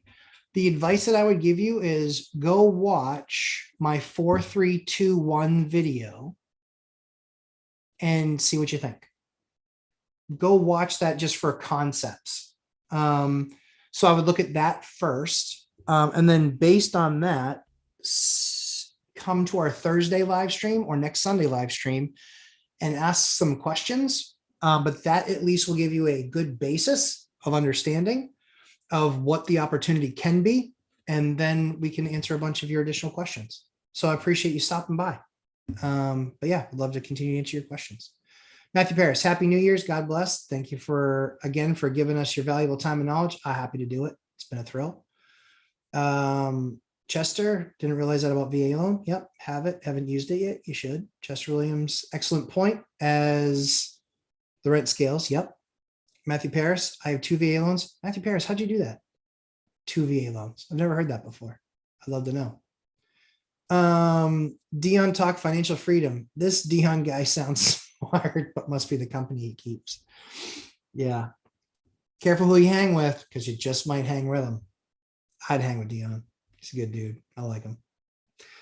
Julie Anderson, what questions do you have for us? Geez, I don't know. I'd have to think about, I'll think about that over the course of this week. Probably what's the most helpful of the stuff that I spend time with you guys on? What's the most helpful? The deep,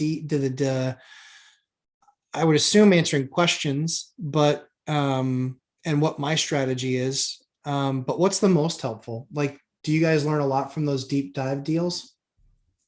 Or does it just make you jealous?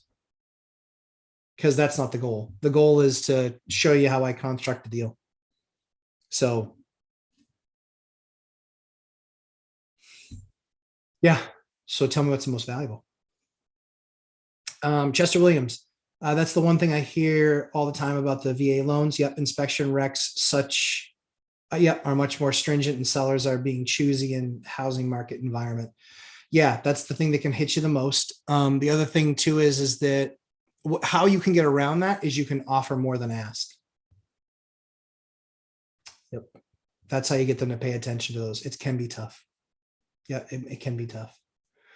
Chester Williams, dry powder, ready cash reserves. You got it. Are made for investments. And to your point about Jamie Dimon and Warren Buffett keeping cash on the sideline, their 7% loss to inflation gets dwarfed by their ROI. That's exactly right. Yep. So I recognize that if I keep my cash for a year, I lost 7% of its value. But every time I put that cash to work, I'm probably getting 30 points or 35 points on my money on a deal.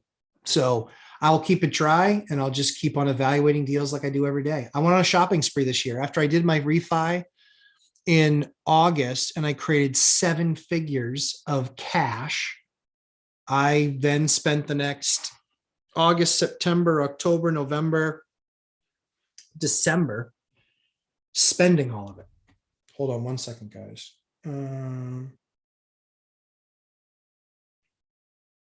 Live call.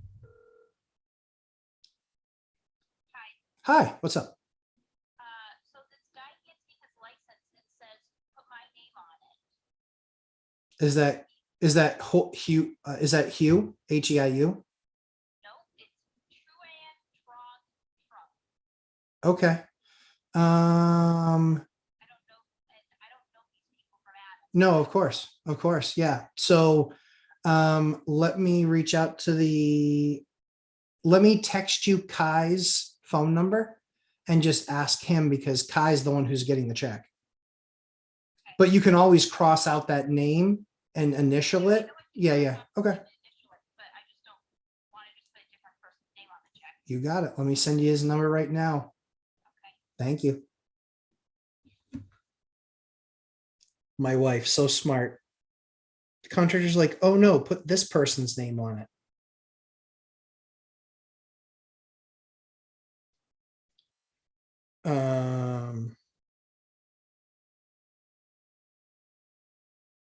Hold on. Sorry, guys, 1 second. Share contact.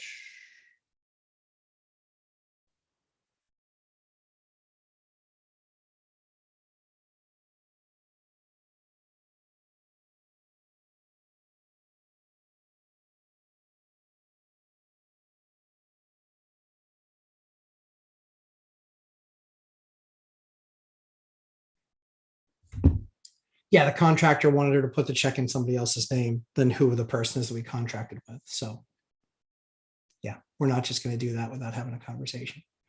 Niles Patel, most helpful stuff is deep dive. Cool. Into real-time deals. Yep. Happy to do it. Yeah. We learned a ton from the deep deal delves. Perfect. We'll do that. Yep. I've got more that I'll talk about next week then. Kevin Cotto. Hey, Kevin, I've never seen you here before. Super excited to have you here. I'm looking to convert a basement into an in-law suite. Any tips on finding a good contractor? Oh, that is hard, especially right now. That is a hard job that a lot of people want nothing to do with. So they just want the easy stuff. What I would do is you can look at stuff like Angie's or Thumbtack or something like that. For me, that would not be something I would do kind of off the cuff. That would be something I would only do after years of experience. But so the only thought that I have is a Thumbtack or an Angie's where you can then interview people and get multiple quotes. Yep. Chris, if BP invited you to a podcast, would you? Oh yeah, for sure. Yeah. I got nothing against Bigger Pockets. I think they do a great job. Yep. I think they do a great job. Yeah, I'd be happy to. In fact, interest of full disclosure, I've filled out their form twice and I got the Heisman. They weren't interested in talking to me. So yeah, I'd be happy to do it. Be happy to. Yeah, because I mean, I think, as I look at some of the channels that I watch that have 130,000 subs and I've got 1,500, I love my 1,500, but that's 130,000 people getting their ears tickled. And I'm just giving you real practical stuff. Hold on one second. Put in their name or you talked to Ash.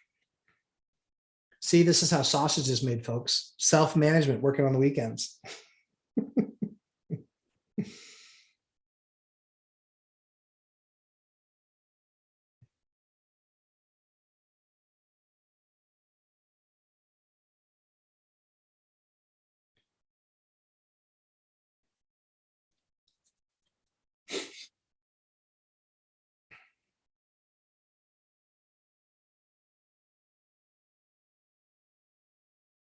Hold on. Let me just make sure. Good. All right, we'll see if Ashley answers back. You good? Marshall Pike, I love the deep dives. Cool. As a new investor, they provide great ideas on different ways to structure deals. Good. Okay. I'm happy to do them. Keep on doing them. I love talking through my deals just because I want to give you guys encouragement that there are amazing deals out there you can absolutely find. It's kind of like, a diet commercial though. Results may vary. And you got to remember, I've spent 20 years really perfecting my craft. So don't get nuts if you're not finding 30% deals. I'm creating 30% deals, right? So just keep that in mind. Like Michael Jordan, I make it look easy. Just kidding. I just thought it was funny. I know. Don't worry. Relax. I was joking.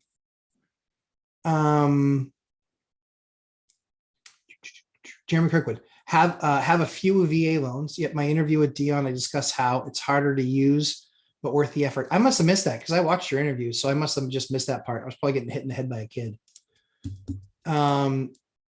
Chester Williams, do you use the same cell phone for business or have a separate number? I have everything in my one phone because I don't want to carry two. So I have everything in my one phone. Meaning you paid off previous loans prior to applying the next one, right? I understood to be one VA loan at a time. Yeah, that's what I thought too. Nope. After a year or so, you can use it again. Okay. Next property must be larger, more expensive to do the work. DTI must be under their limit. But other than that, you can hack a VA loan to infinity right now. That's awesome. We're up to 10, I believe. Good for you guys. That is awesome. Okay. Ashley says she's good.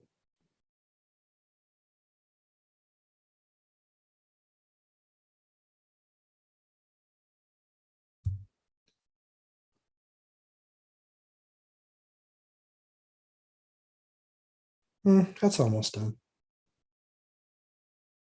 Yeah, I'll send you guys pictures when this job's done too, so you can see what the stuff looks like. Nice. Awesome. She's a real estate professional, that one. She's the best. Let's see. Ski, pronounced ski. Awesome.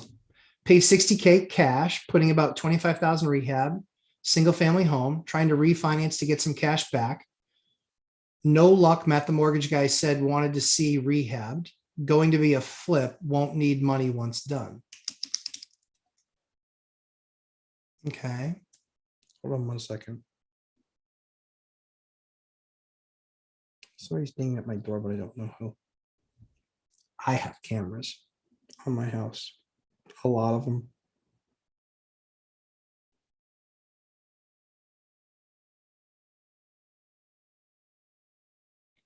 I don't know who that is, though.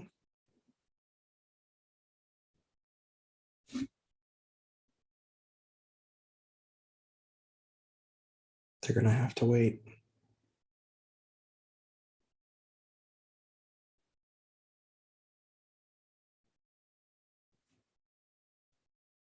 They already walked away.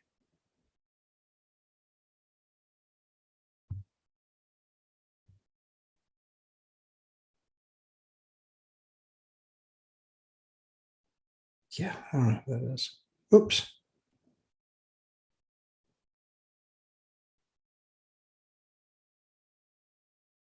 Who is it? Oh, it looks like a grocery delivery. Quarantine at its finest. Man, cameras, dude. I love them. They're the best. Let's see. So Ski, give me more information on that. I can answer your question probably if there is one. Well,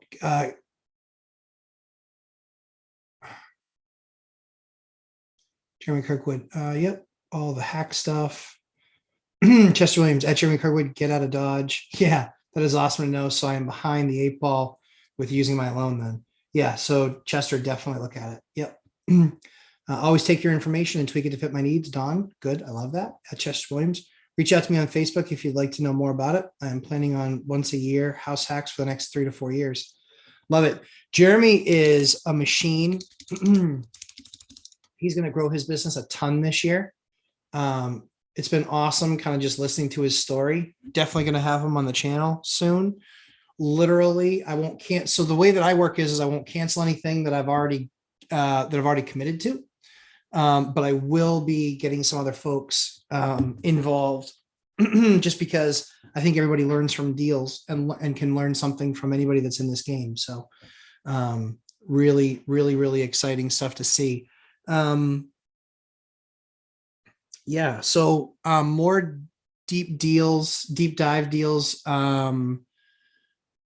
next Sunday. I will have another one that I'll take you guys through. It might be the last one that I closed on before the Lambo house is. It also might be the newest one that I'm going to close on, but probably not the newest one because I think I still have a decent amount of work to do on all that stuff. So any other questions before we disband here? Do you guys have any other questions? Mike Allen. Oh, at Jeremy Kirkwood. Are you refinancing them to conventional loans each time? You can only have up to 2 VA loans at a time, and over one is only available once as it's a one-time exception. Interesting. I would love to see a written policy to the contrary. Yeah, any written policies are awesome because then you can point people to exactly where it is. Yep, love that. Love it.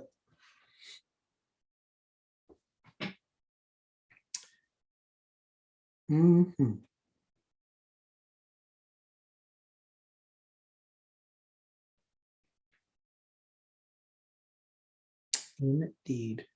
Well, it has been a super fun Sunday again with you guys. Really appreciate all of you guys coming, hanging out with me. It's a lot of fun as always. If you missed the Lamborghini part of the video, it's in there. Or you guys can wait and see. I'll have a separate video where I cover all the numbers. It will be easier to do and share my screen and record it without doing a live stream at the same time, because apparently that's what YouTube does when I try and do that. But yeah, super fun having you guys here. I hope you guys have an awesome week. Congratulations on making it. There's Ava. Ava, have you been watching all this time and not saying anything? Always there, just in the midst. So just hanging out in the background. But yeah, hope you guys had an awesome, awesome New Year's. Super, super excited for this next year to come. I believe that this year could be a big time buyer's event. There's going to be, now the thing is, don't get nuts, because there's going to be a lot of cash sitting on the sidelines trying to get deals in there. So back to our core, back to our basics. Know your market cold, make sure you're doing the work every single day, and that you understand the math. Understand the math. That largely on income properties is what should guide you. That's one of the things that I'll cover next week with one of these deals, because the last two deals I did, I paid over asking. I was not the highest offer. I won both of them. And that was all with how I attacked those deals. And so there's a lot to be learned in how you structure an offer. And there's a lot to be learned in how you then really could create a deal from that. I talk to a lot of people that lose all the time. Like literally they lose all the time, and they shouldn't lose nearly as often as they do. But it's because their agent and how their agent's basically getting their offer out there, it's not doing any of the right stuff. It's not doing any of the right stuff to create a captive audience with that selling broker, and to make sure that that offer gets heard by the seller, and that they have a choice to start making when they're selling their home. So you can win with much higher frequency. I certainly have. I win my deals all the time. So there. Good stuff. Guys, it was super fun having this day with you, hanging out. Oh, yeah, Matic. Have a good one, Matt. Yep, good to see you. So cool you guys came along. Have a full week of awesome, but only if you hit the like button. Well done, Dion. Tying someone's week of awesome to hitting the like button. Well done. Yeah, if you guys are on your way out, please make sure you hit that like button on your way out. A blast as always. Tuesday, I'm on with Mike. Tuesday night, Dion's live stream, 4 p.m. Pacific, 7 p.m. Eastern. Make sure you attend that. He usually goes for 3 hours. He's great. Lots to learn there. Self-manages, still works a W-2 job like I do. Built himself from a ton of debt, bad position. If your guys are watching me for the first time, Dion is the real deal, worth watching.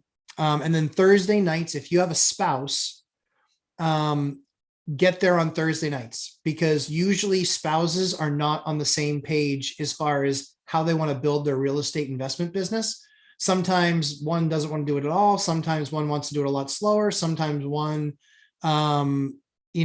basically threatens divorce every single time you talk about it. Come to the web stream, come to the live stream, come to the webcast. We'd love to hang out with you. It'll be me and my wife, Mrs. Lumberjack, Ashley. Happy to hang out with you guys and talk through your deal, talk through even just their concerns. We don't judge. Ashley came from a place of literally crying when I would go to put a deal in and make an offer. She would cry. And that was really hard for me as her husband, but it was the right thing for us to do. And now she always says, she's like, I'm so thankful you didn't listen to me. I listened. I just knew better. And it was a tough place to get to. It was a tough part in our marriage, but it's worked out pretty well. So we'll see. But yeah, guys, everyone have a super awesome week. Dawn, Chester, all you guys, everyone have a super awesome week. Dion, Jeremy, looking at all the Mike Allen, Ava, Wolfmaster, Yaya Matic. I'm seeing all the people on my screen. Julie Anderson, I know you're still probably there. Guys, thank you again so much. Really appreciate you coming. And Chris, you guys have a fantastic week. And look forward to seeing you guys there on Thursday's live stream. Take care, guys.